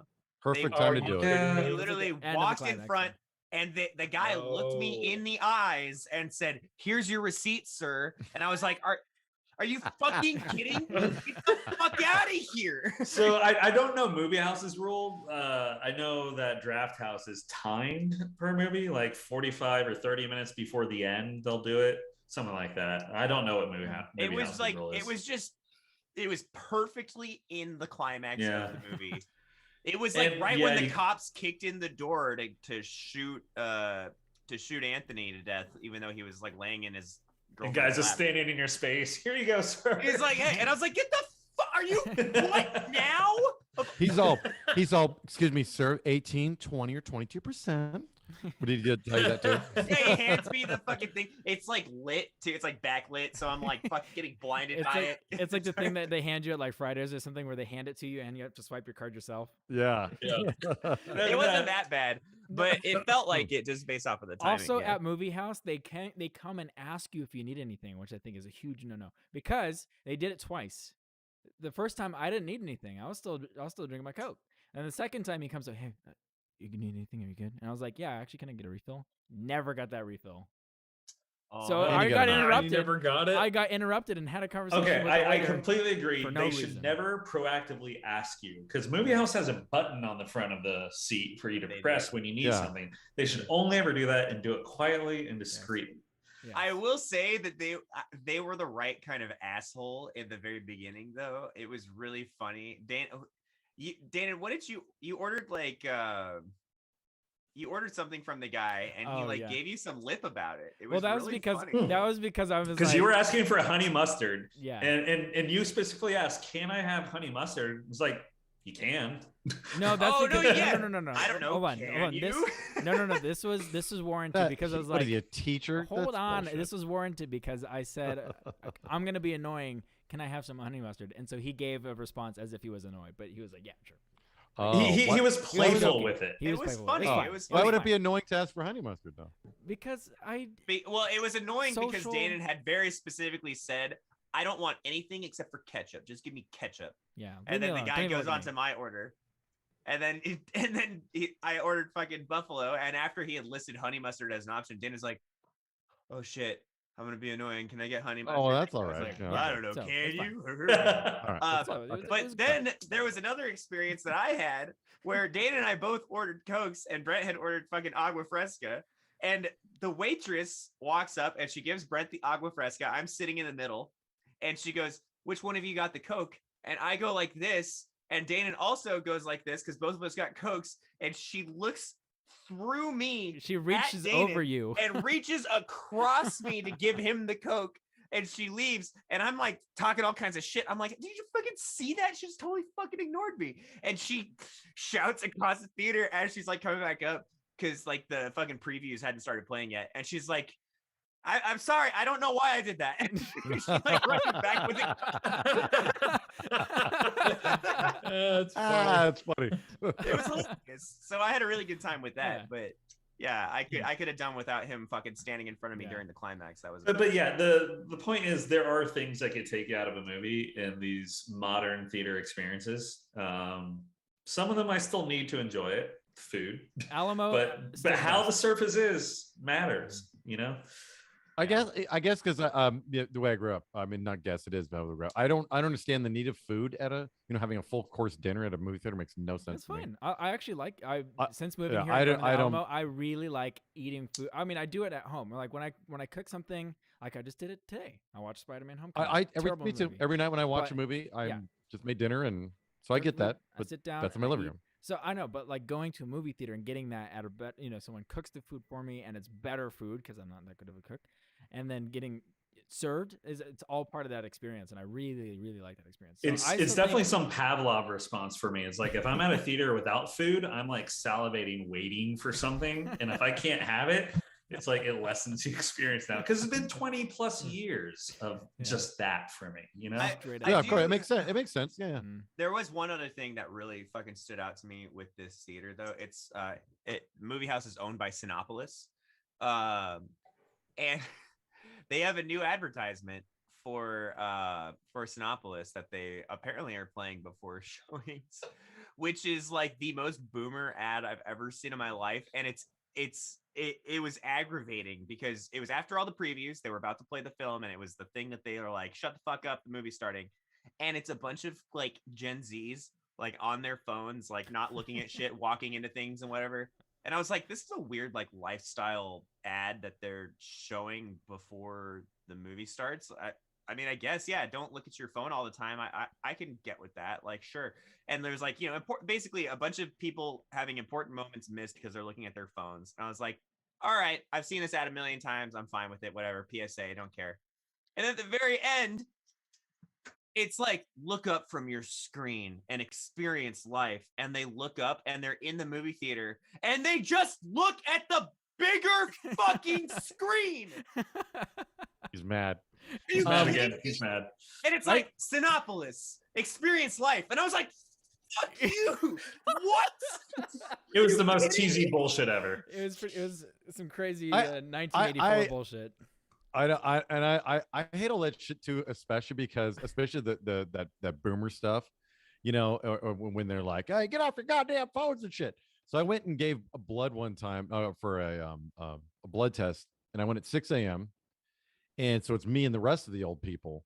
And right when I walked to the door, this one guy, he's all fucking like this, but he's still like this, swiping right, picking up the bitches. Nice. And I'm just saying, everybody in there was 100,000 years old, and they're still on their phones too. So that always irritates me. I'm like, does everybody shut up? Everybody's on their fucking phones. It's We're not a trying to protect- generational thing anymore. Exactly. Yeah. It's like, it's not. hey, you kids should get off your phones.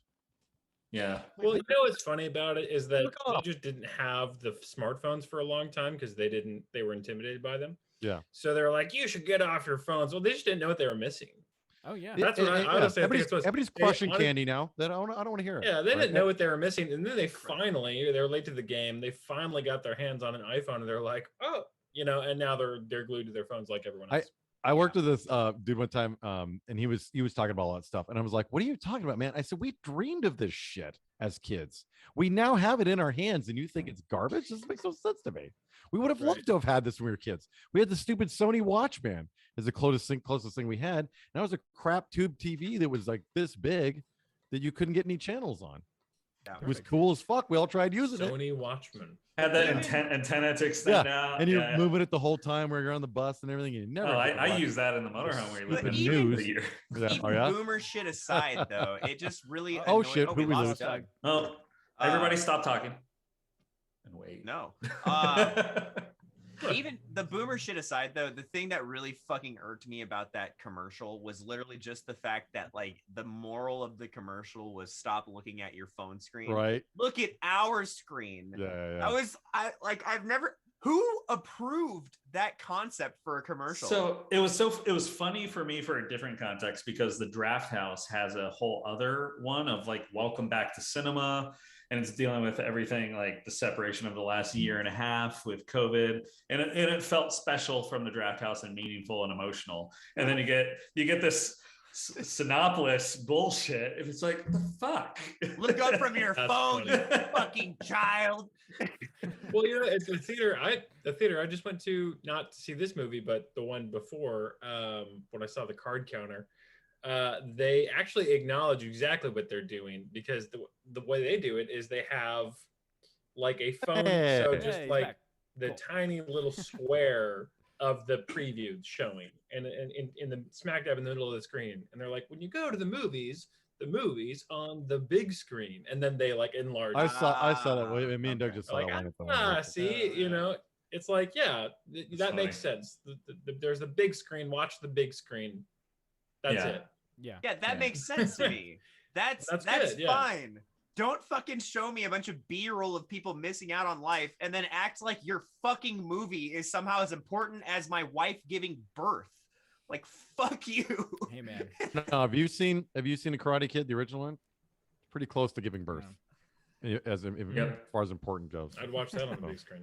We find out that Daryl actually wasn't at Wait, Danon's birth? birth because he was watching Karate Kid. So when I came home from Danon's birth, the first thing I watched was Total Raiders? Recall. Oh, Total Recall. That's it. Mm.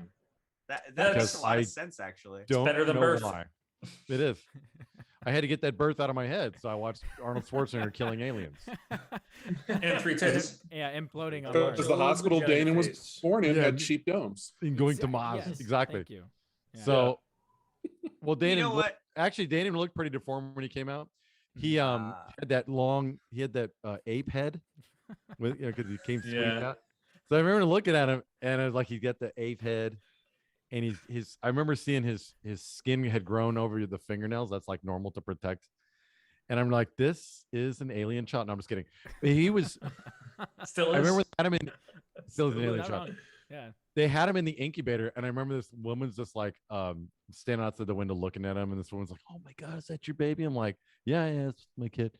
Oh, he's so perfect. Look, he's so perfect. He's so beautiful. My kid's hideous. Look at him, and you're so beautiful. I'm not shitting. This woman said that, and I'm looking at her kid. And I'm like, he's got very pretty eyelashes. It's one of those things where you're trying to find a feature to say, because this is one ugly. This Babies is a all trash look the can head same. kid.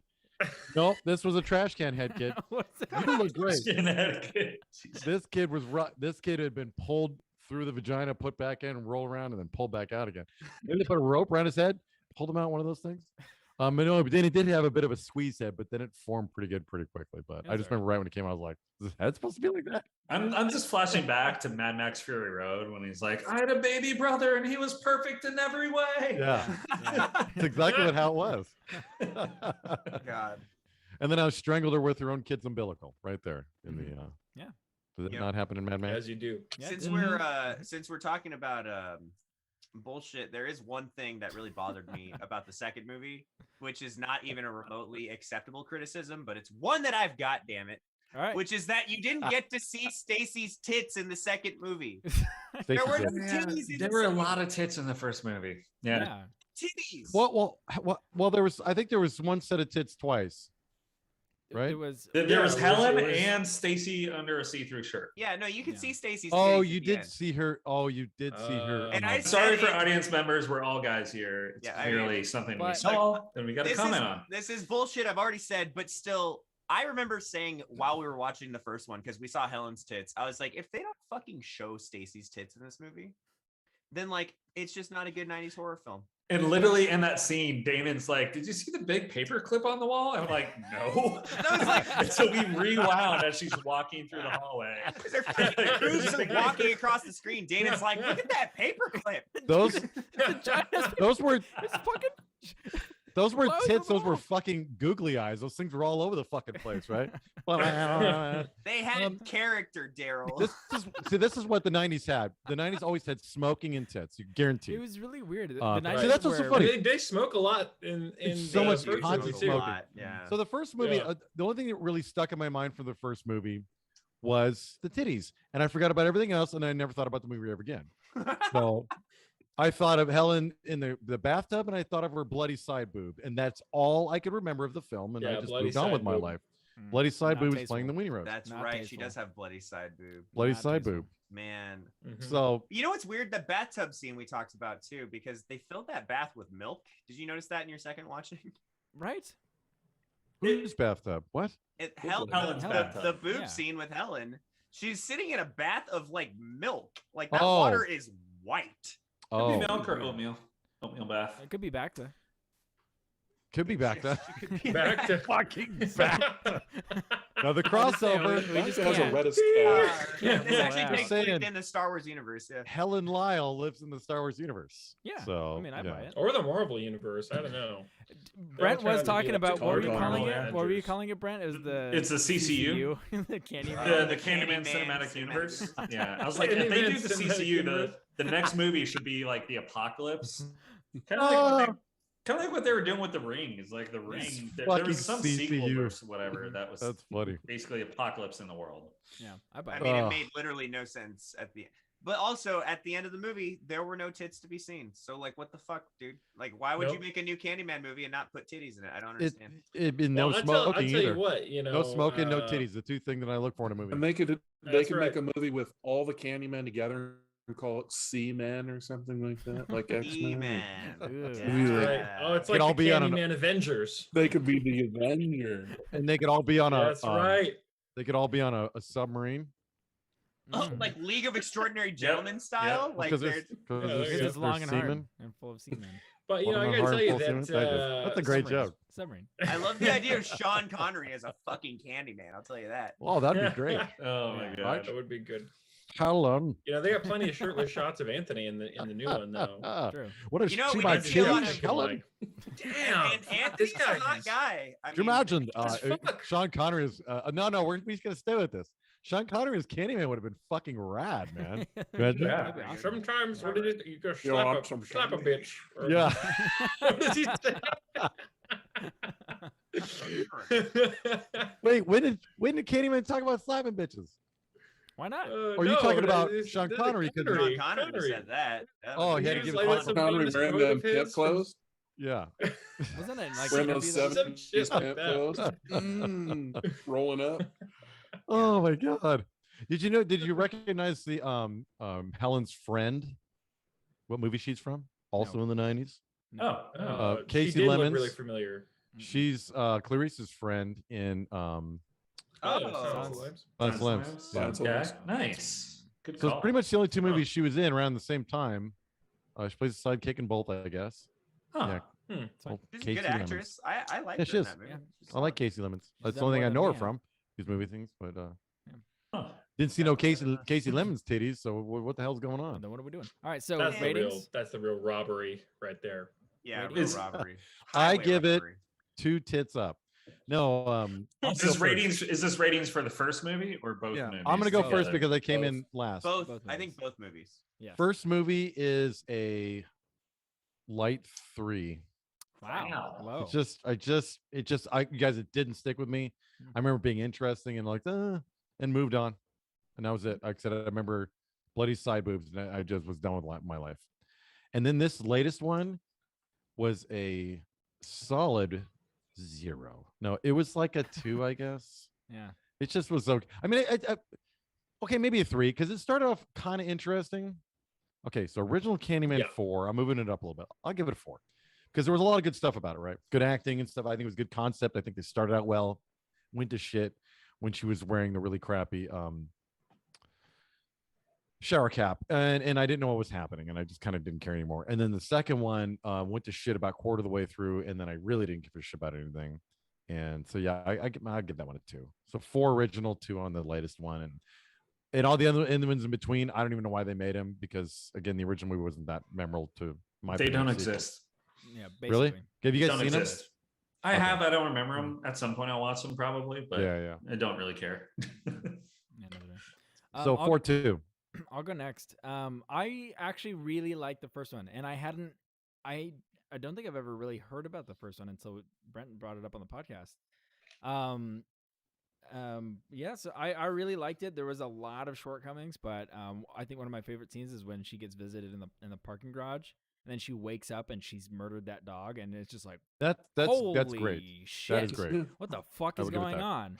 And Yeah. that was a great scene. That's when I mean, like I said, I was in from the start, and then that scene happened. I was like, okay, whatever they're presenting, I'm in. Unfortunately, when you go back and you look at it, the rules don't make sense. The lore doesn't really make sense. You know, there's a lot of things that don't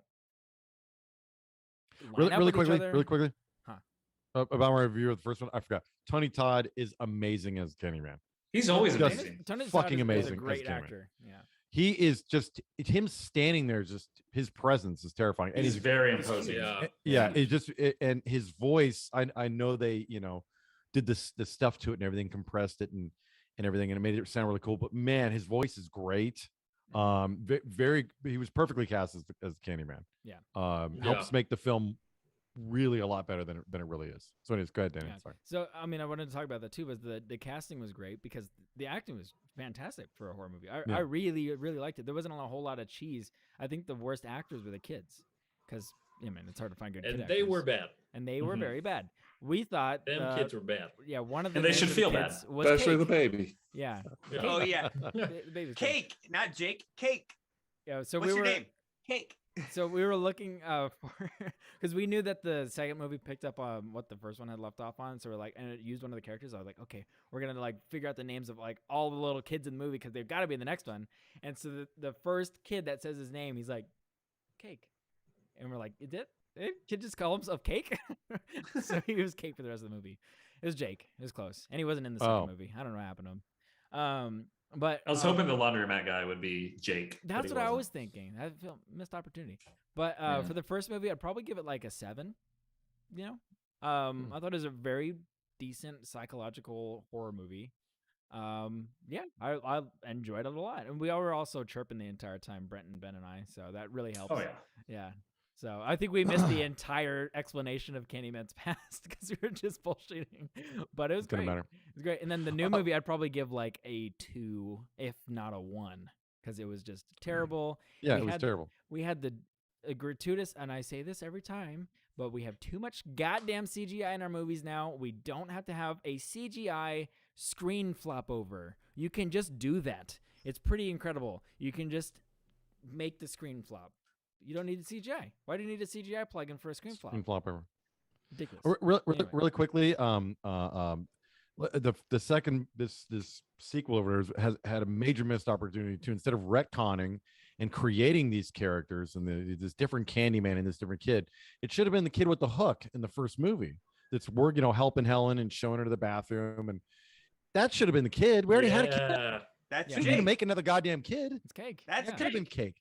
Yeah. You know, see, so the guy that's really overacting in the laundromat Oh, dude, that was guy. way over the fucking top. Burke. Way too over the Yeah. top. That could have been the kid. That would have made more sense. Yep. And Yeah. I think it would have been Yeah. way more interesting. If that was Jake, I would have been really. That would've sold been on cool. I thought it was Yeah. Jake. Yeah. I Yeah. liked it. I liked that the artist was movies proof the baby. time and time again that our art is mostly garbage. That was cool that he was the baby. You know what I mean? Yeah. Yeah. But they didn't go nowhere. Then he started turning into the Fly. So Because he was So you guys only started- he was only Oh, supposed to be so- a sacrifice in the first one. He wasn't Yeah. supposed to be a Right. Candyman, which is yeah, exactly. another So inconsistency. stupid. Anyways, go ahead. Well, they Sorry. changed that. Yeah. The mom says straight up, yeah, Yeah. whatever. Yeah. 7, 1. Those are my ratings. Yeah. Solid. I'll pass off the torch. All right, I'll go next. So yeah, I agree with Dana's sentiment about the first movie pretty much entirely. I don't think it's a perfect film by any stretch of the imagination, but goddamn it, it's enjoyable. It's coherent, and it's spooky in a way that other horror movies that I've seen, growing up or otherwise, are not. It's spooky in the sense that, like, to me, the main terrifying aspect of it is not whether or not I'm gonna get got by the bad guy. It's whether or not I'm gonna like go to jail for the rest of my life and no one's gonna fucking believe me that this like thing is happening to me and causing all kinds of shit to like go on around me. If it was you, we would not believe you. You're right. Yeah, like if I fucking if I We've woke seen up, the anger We're in totally Ben's voice right. and eyes. if I woke up We have one day proof. in Daryl's Time. house and I had fucking decapitated one of his cameras, there's no way that he would have fucking been like, "Oh, don't call the cops." Just decapitate me. Damn, dude, Daryl's fucking hit it with the Gen Z humor, dude. But Reddit. the second movie, all right, I if you guys will humor me for a moment. The first movie, psychological thriller about feeling like you're being gaslit by a supernatural entity and no one believes you and you're going to go to jail, right? That's the first movie in a nutshell. Second movie starts off with Anthony feeling like he's being gaslit by the supernatural entity and he's starting to gather suspicion towards him when people die in front of his art piece that didn't do so hot, but now the art piece is doing really well because something bad happened in front of it.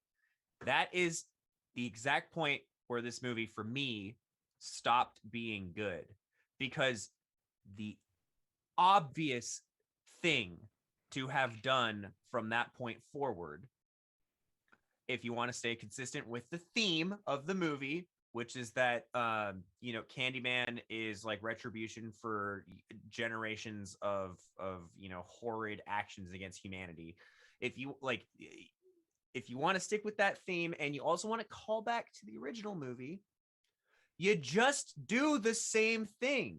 People start to mistrust Anthony, and Anthony starts to be around bad things that are making him look good for like the next act of the movie until it culminates in the cops killing Anthony unjustly because they're racist.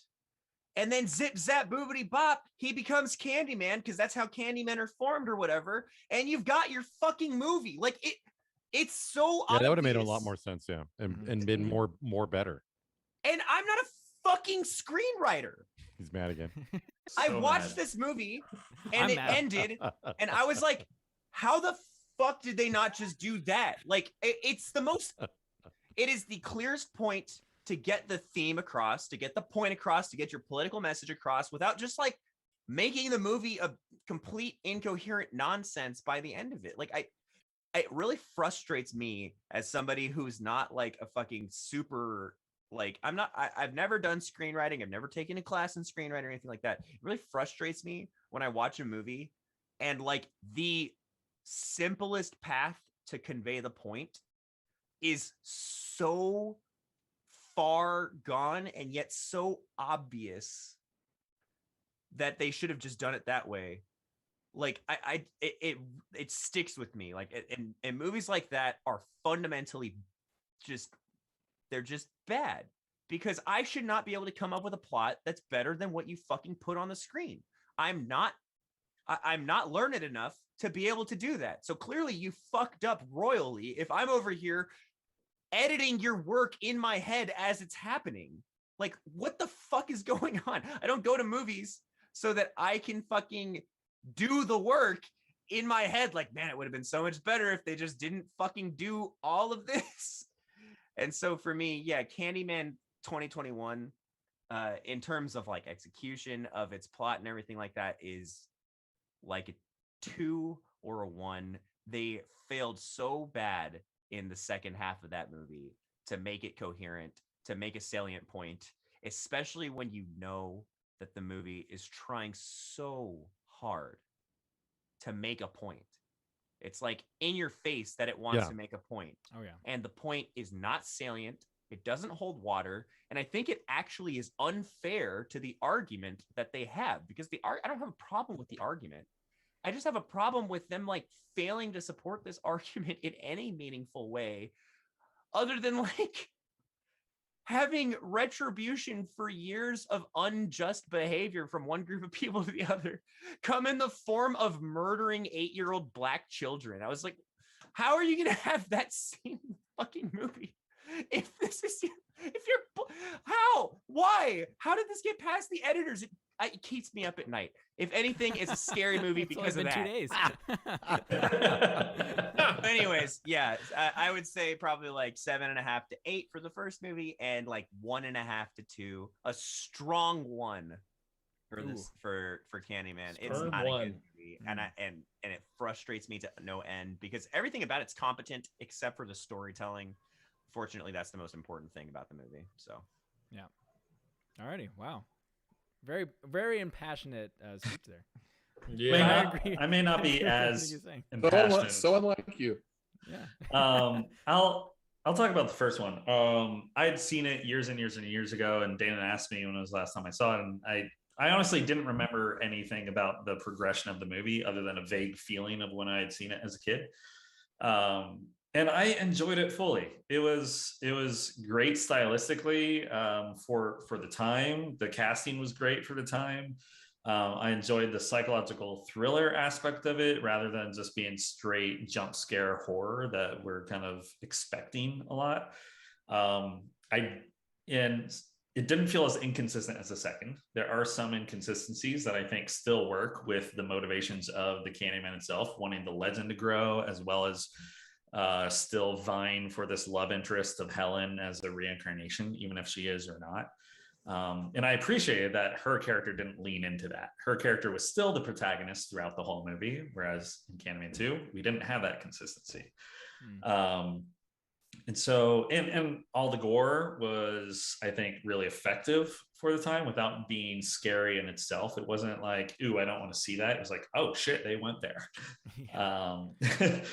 And so having that kind of mystery detective noir starting in the first 3/4 of the movie was enjoyable for me, and I'm all in for it. So that was probably an 8 for me on the first movie. The second movie, I agree with everybody. It's a 2 or a 3. I like the style of the movie. I like the casting. I like some of the comedy elements everybody tries to throw in with horror movies these days, like with his wife's brother. Those were some enjoyable, funny scenes that break some of the tension. But everything they did well was undercut by how horribly they handled the story and the motivations of the characters. And like we talked about earlier, losing the fact that you have a protagonist to now someone you're not even emotionally connected to because you're not in their viewpoint was unfortunate. And as well as the motivations of the Candyman or the Hive itself, like we're talking about, it's like you either have racial tensions or you're murdering people randomly. Like you can't really have both. And that really undercut a lot. And so it completely fell flat. As much as I could have enjoyed a lot of other elements of it as just a generic horror movie, connected to what the first movie was and executed so well for me, Candyman 2 just it had that Stephen King issue. It's like they set up this cool world and then couldn't finish it out in any coherent way. I really liked the connection with the baby character, and I thought they could have explored that a bit more, but even that was inconsistent because in the first movie, the baby's a sacrifice.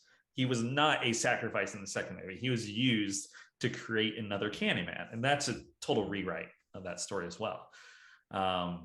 So yeah, it's a 2 or a 3. I liked a lot of the quality of the filmmaking and the cast and the acting, but I disliked everything about the story. So that's my review. I think as it mentioned that earlier too, when I first came on, it's like it shifted protagonists, right? And then we shift to the girlfriend or wife or whatever the hell she is. It should have been her the whole goddamn time. Mm-hmm.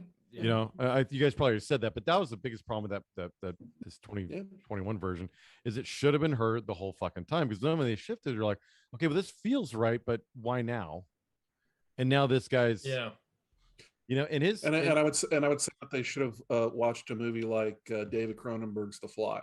Oh yes, Cronenberg does body horror very well. Perfect example is that we're pretty much we're pretty much through the eyes of Gina Davis's character. I mean, we do follow Seth Brundle some, but it's at least enough of a separation that, I mean, I'd watch that more than this. I mean, as long as you're staying with the same character, because again, flipping characters is kind of, for a viewpoint, is kind of Messy. not a good idea in a movie, and certainly not executed properly in this movie. So Maybe they were subverting expectations, like Ryan Johnson. yeah, okay.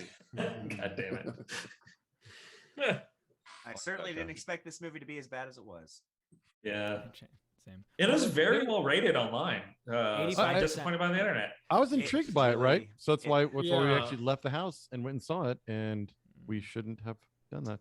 It makes me really upset that people can't recognize what all of us clearly did, you know, in a general sense online. Like, why are people giving this movie a 7 out of 10, claiming that it's really smart? Like, Yeah. I don't know.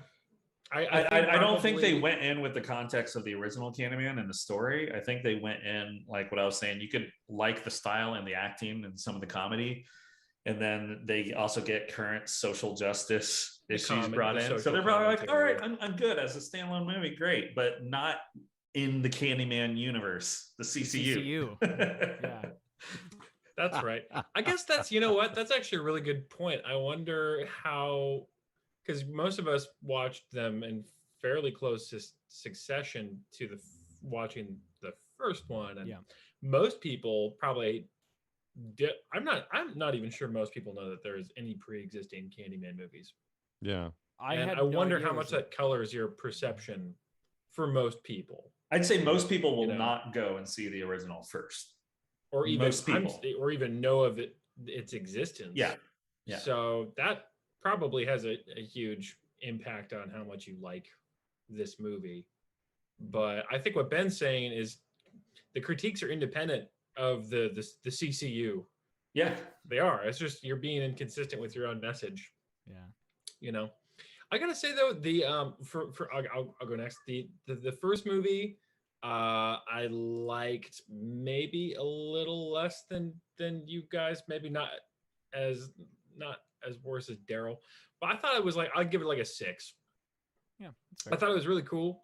It was fun. It was a fun watch, and it with both of these movies, the wheels fall off. It's just a question of when and how good the movie was up until that point.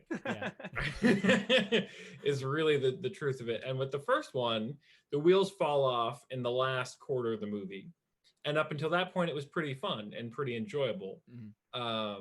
And I really liked all the practical effects. I thought like all the stuff, like his hook, dude, the dude's hook looks gnarly, like this freaking bloody stump hook, and the bathroom scene, it was all perfect. Like it was gross, but in the best possible way.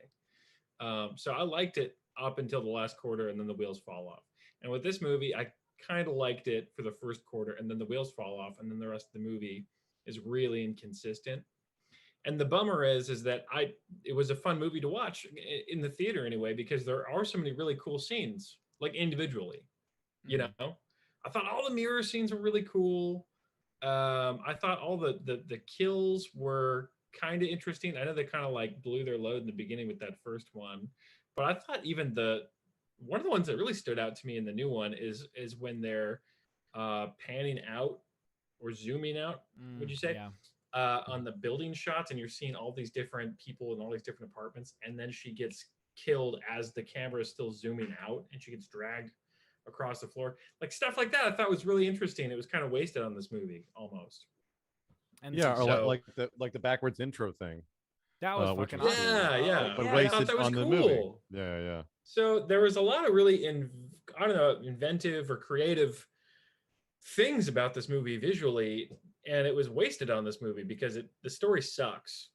You know, and the acting in this movie, some of the acting's pretty good, but the story sucks, and the story is what matters. So I would give the old one a 6, and the new one I would actually give it, because I still at the end of the day thought it was a kind of a fun watch, maybe like a 3.5 or a 4, you know. So there's my ratings. Really quickly, sorry, Doug, I know you're going to next. I just want to jump in on the first movie. I think my biggest problem with the first movie and where the wheels really fall off is I think we're missing some important details. Like, I think if the movie had made a bigger deal about this bonfire happening and what it was, because they tell you nothing. You just know that they have a stack of wood that they're going to burn for some reason. You know what I mean? It should have been like throughout the movie some sort of it should have been a thing that they did all year. You know what I mean? It should have been built up to it. Because then it just kind of comes back in nowhere, and then they're lighting fires, and you're like, well, what and why and everything like that. And I think that was another problem with it too. It was missing that information. I think would have helped out tremendously, or just the purpose of Candyman in the original one, period, because they try to give you that. You know, he was fell in love with a white woman, and that's why they were going to let that shit happen, and so that's why they tortured and killed him and everything. Well, okay, so what's your purpose now then? You know what I mean? And I feel like I never really got that. And then Helen takes over as Candyman, basically. Right? So like what the hell are we doing this whole time? And that's why the first movie just it started off great mood, got great acting, all this shit. It was a great concept. And the wheels fall off because what actually fucking happens? You know, so for the rest of these Candyman movies, to have any Candyman period makes no fucking sense because she clearly took over when she rescued that child. She should be the Candy Woman. She's the Candy Woman now. Mm-hmm. Yeah. You know, shower cap lady, whatever it is. Girl. Yeah, gumdrop girls, I was telling her something.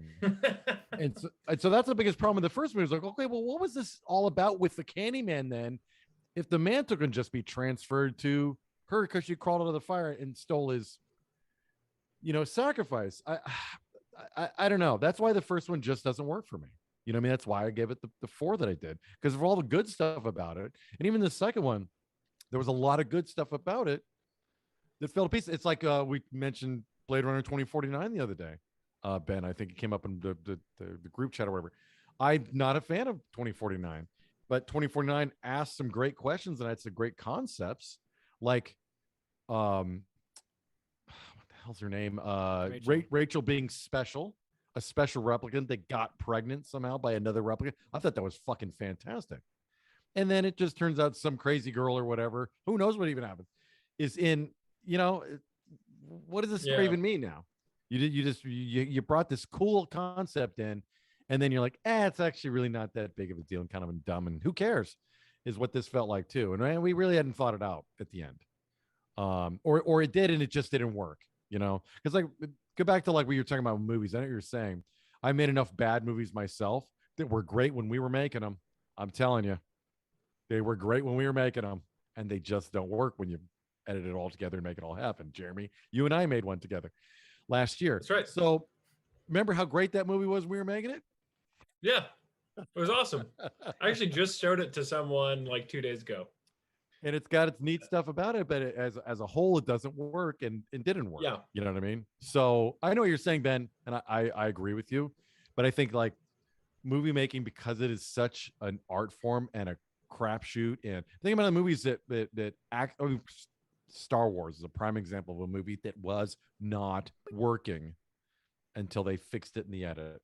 The movie was not working. It was a piece of shit, right? But it got fixed.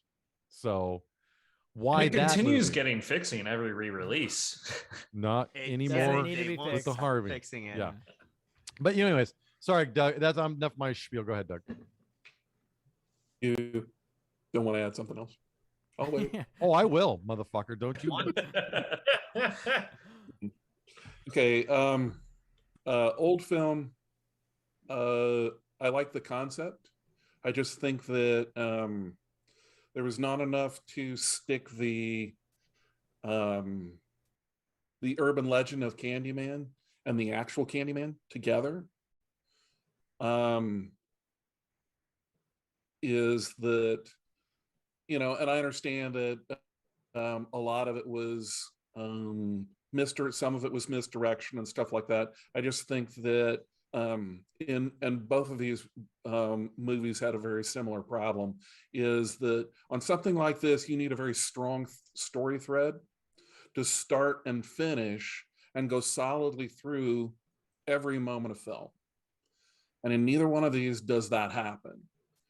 is both Jeremy and Daryl, you found parts where the wheels fell off and it fell apart, and that's kind of why is that and one of the problems with something like this is that Candyman is supposed to have rules, and you would think, I mean, there's got to be some semblance of logic, some foundation, some form, and it seems to come to light when it's convenient, and they kind of sidestep it when it isn't. And again, for me on the first one, I enjoyed most of it, but I have to say, when Helen came out of the fire with that chewed up bubble gum on her head, I was laughing. We're not supposed to be laughing. I was laughing hysterically. That was the funniest thing I've seen in Hysterically. months. And then when she's in the coffin, I'm still laughing. That was pretty funny. When they bring the hook and put it, because she's got roses around her head, but she's got that shower cap on. And from that point on, just from the fire on, just made absolutely no sense. And mostly because it had very little to do with the Candyman. And I mean, I understand sort of in a misshapen way is that he was losing, his story or whatever. And okay, but again, there needs to be a strong thread through there that says, this is what's happening, this is why it's happening, and it needs to be shown. And it's not. Yeah. And I think that would be my biggest problem with the first one. I like almost all the rest of it. The second one, I appreciate some of the connections to the first one. Anthony's mother is the same actress as the kid's mother from the first film. That's kind of neat when you can do that. That's kind of interesting. You make an attachment from one movie to another, and the fact that he was the baby and on and on. But that was neat for about 2 minutes. I mean, because the only thing we get out of it is he meets his mom, and well, you weren't really born on the South Side. You were born in this haunted building. Okay, even if he was, what difference does that make? And we don't get a difference. We don't get a reason why that's different or why that's significant. It's just an aha moment to artificially connect it to the first movie, which is interesting, but again, there's not enough strong enough thread in the storytelling to really make you care. So I would say on the first film, I'd give it a 6. Like I said, for the most part, I liked it, but there were some serious problems. The second one, I'll agree with pretty much the rest of you. I'd give it a 2. It just did not know what it wanted to be, and it decided to give us like 6 options, and none of them were particularly good. So in the first movie, when they throw the hook in the grave, did they get the hook from the fire pile when they were looking for infant bones? Yeah. Where did the hook come from? I mean, the real Candyman guy, the one that was giving candy, had a hook, right? I'm talking about the first movie that we're as a person with a fire pile, you see, and the guy that attacked her, the Candyman, you see him getting on fire. They went to the dollar store and they bought a hook. I mean, yeah, I think they just got a hook. Yeah. Actually, it was Harbor Freight. Oh, sorry. Love Harbor Freight, dude. Also, wait. The $1.99 basket. Would it make sense for They them? had a coupon. Would it make sense for them to throw a hook? Why did they throw a hook in there in the first place? I don't know. What connection did the people of the building make between the hook and Helen Lyle? Yeah, I mean, that's another Helen thing. Lyle coming out of the fire pile. Well, okay, so I could assume that they know she's investigating Candyman, and they know that their ritual is about Candyman, which is further explained in the second movie, which is nice, where they're like, after that incident, they made a pact to not discuss it anymore, to not ever mention the name, because they wanted that legend to die. Right. but they all knew that she saved that woman's baby. So Yeah. Well, why would you throw? So a unless hook there at was them? another reason to, Yeah. This is what happens if you save a woman's baby from a fire pile, though. You get a hook in your grave. Yeah, you get a hook in your grave. And I lose don't all know your if I wanna- hair. Jaden, this Yeah. is standard. You should know this.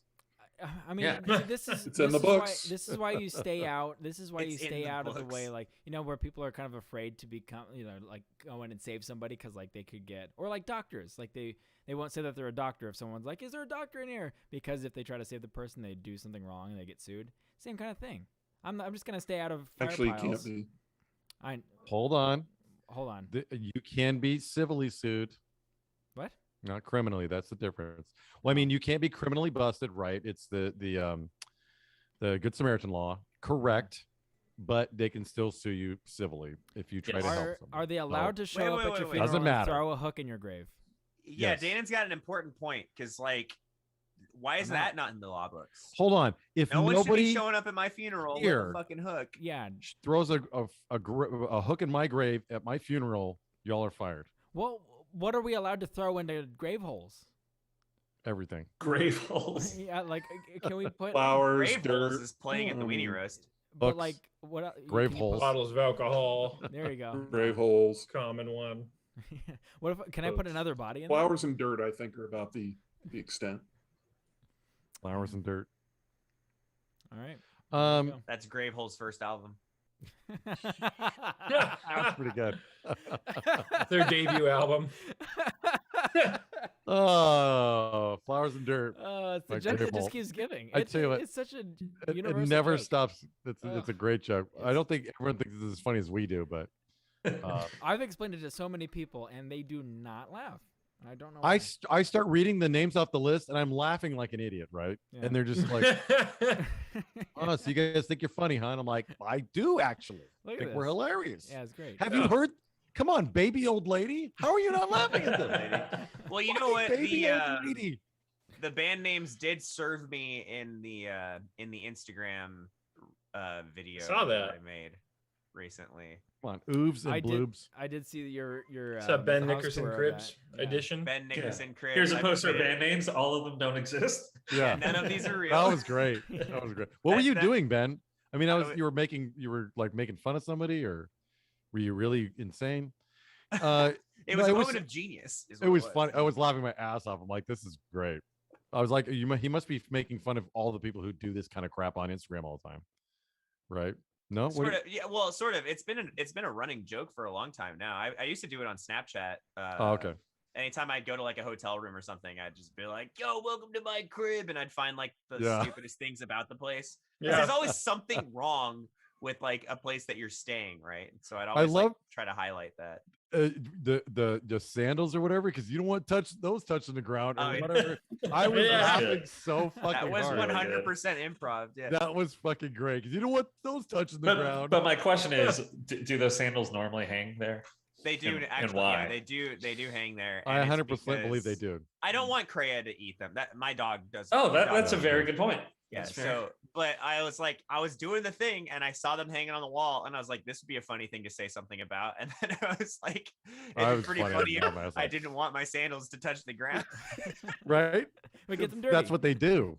Yeah, exactly. An oxymoron. It's good. Yeah. They No, touch the whole ground thing. through your feet. Yeah. So There's yeah, that's why it was there's funny. one that I did a long time ago where I was staying at a apartment Is it the one in San that Diego?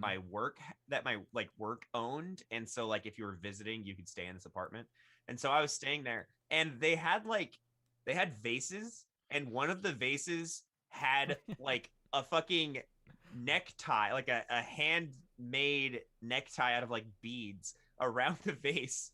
And so when I walked in and I was doing the cribs jokes, I pointed at like the fucking overhead lamp, and I was like, there's a rainfall shower in the living room. And then I pointed at the fucking vases on the wall, and I was like, here's my family. This is my grandma's ashes. This one's my dad, and it's the one with the necktie. It's funny. Now we Like, gotta who be the fuck puts a necktie on a vase? Like, of course I'm gonna talk about that. So yeah, That's pretty funny. I've always had fun with those things, but yeah, that's like the 5th or 6th one that I've done. So Wrong kind of B movie there, Brent. best B movie. Because there's bees. It's the best B movie. So some fun Good. facts before we end. Tony Todd got stung 35 times making this movie. We did guess as to how The they- first movie or the second movie? first movie. Sorry, I should clarify. Oh. Okay, yeah, because they were real bees Yeah, they were Yeah. in real his bees. mouth. In his mouth. Mm. Yeah, so he did use a bite block basically that blocked them from going too far in his mouth, and he just cuts his Oh. whistle like this so they could crawl in and out and stuff. That would be Yeah. fucking horrible. It would be terrible. And So props to Tony Todd for being Yeah. a badass. they did have Yeah. a bee wrangler, which we did see from the end credits. That They had a is bee true. wrangler, which is fantastic. And Tony Todd did negotiate a bonus for every sting that he got. He would get paid an extra $1,000. So Hell yeah, Jesus Tony Todd. Christ. You got That's how you do it. $35,000 from Yeah. that? That's Yeah. fucking great. yeah, That's awesome.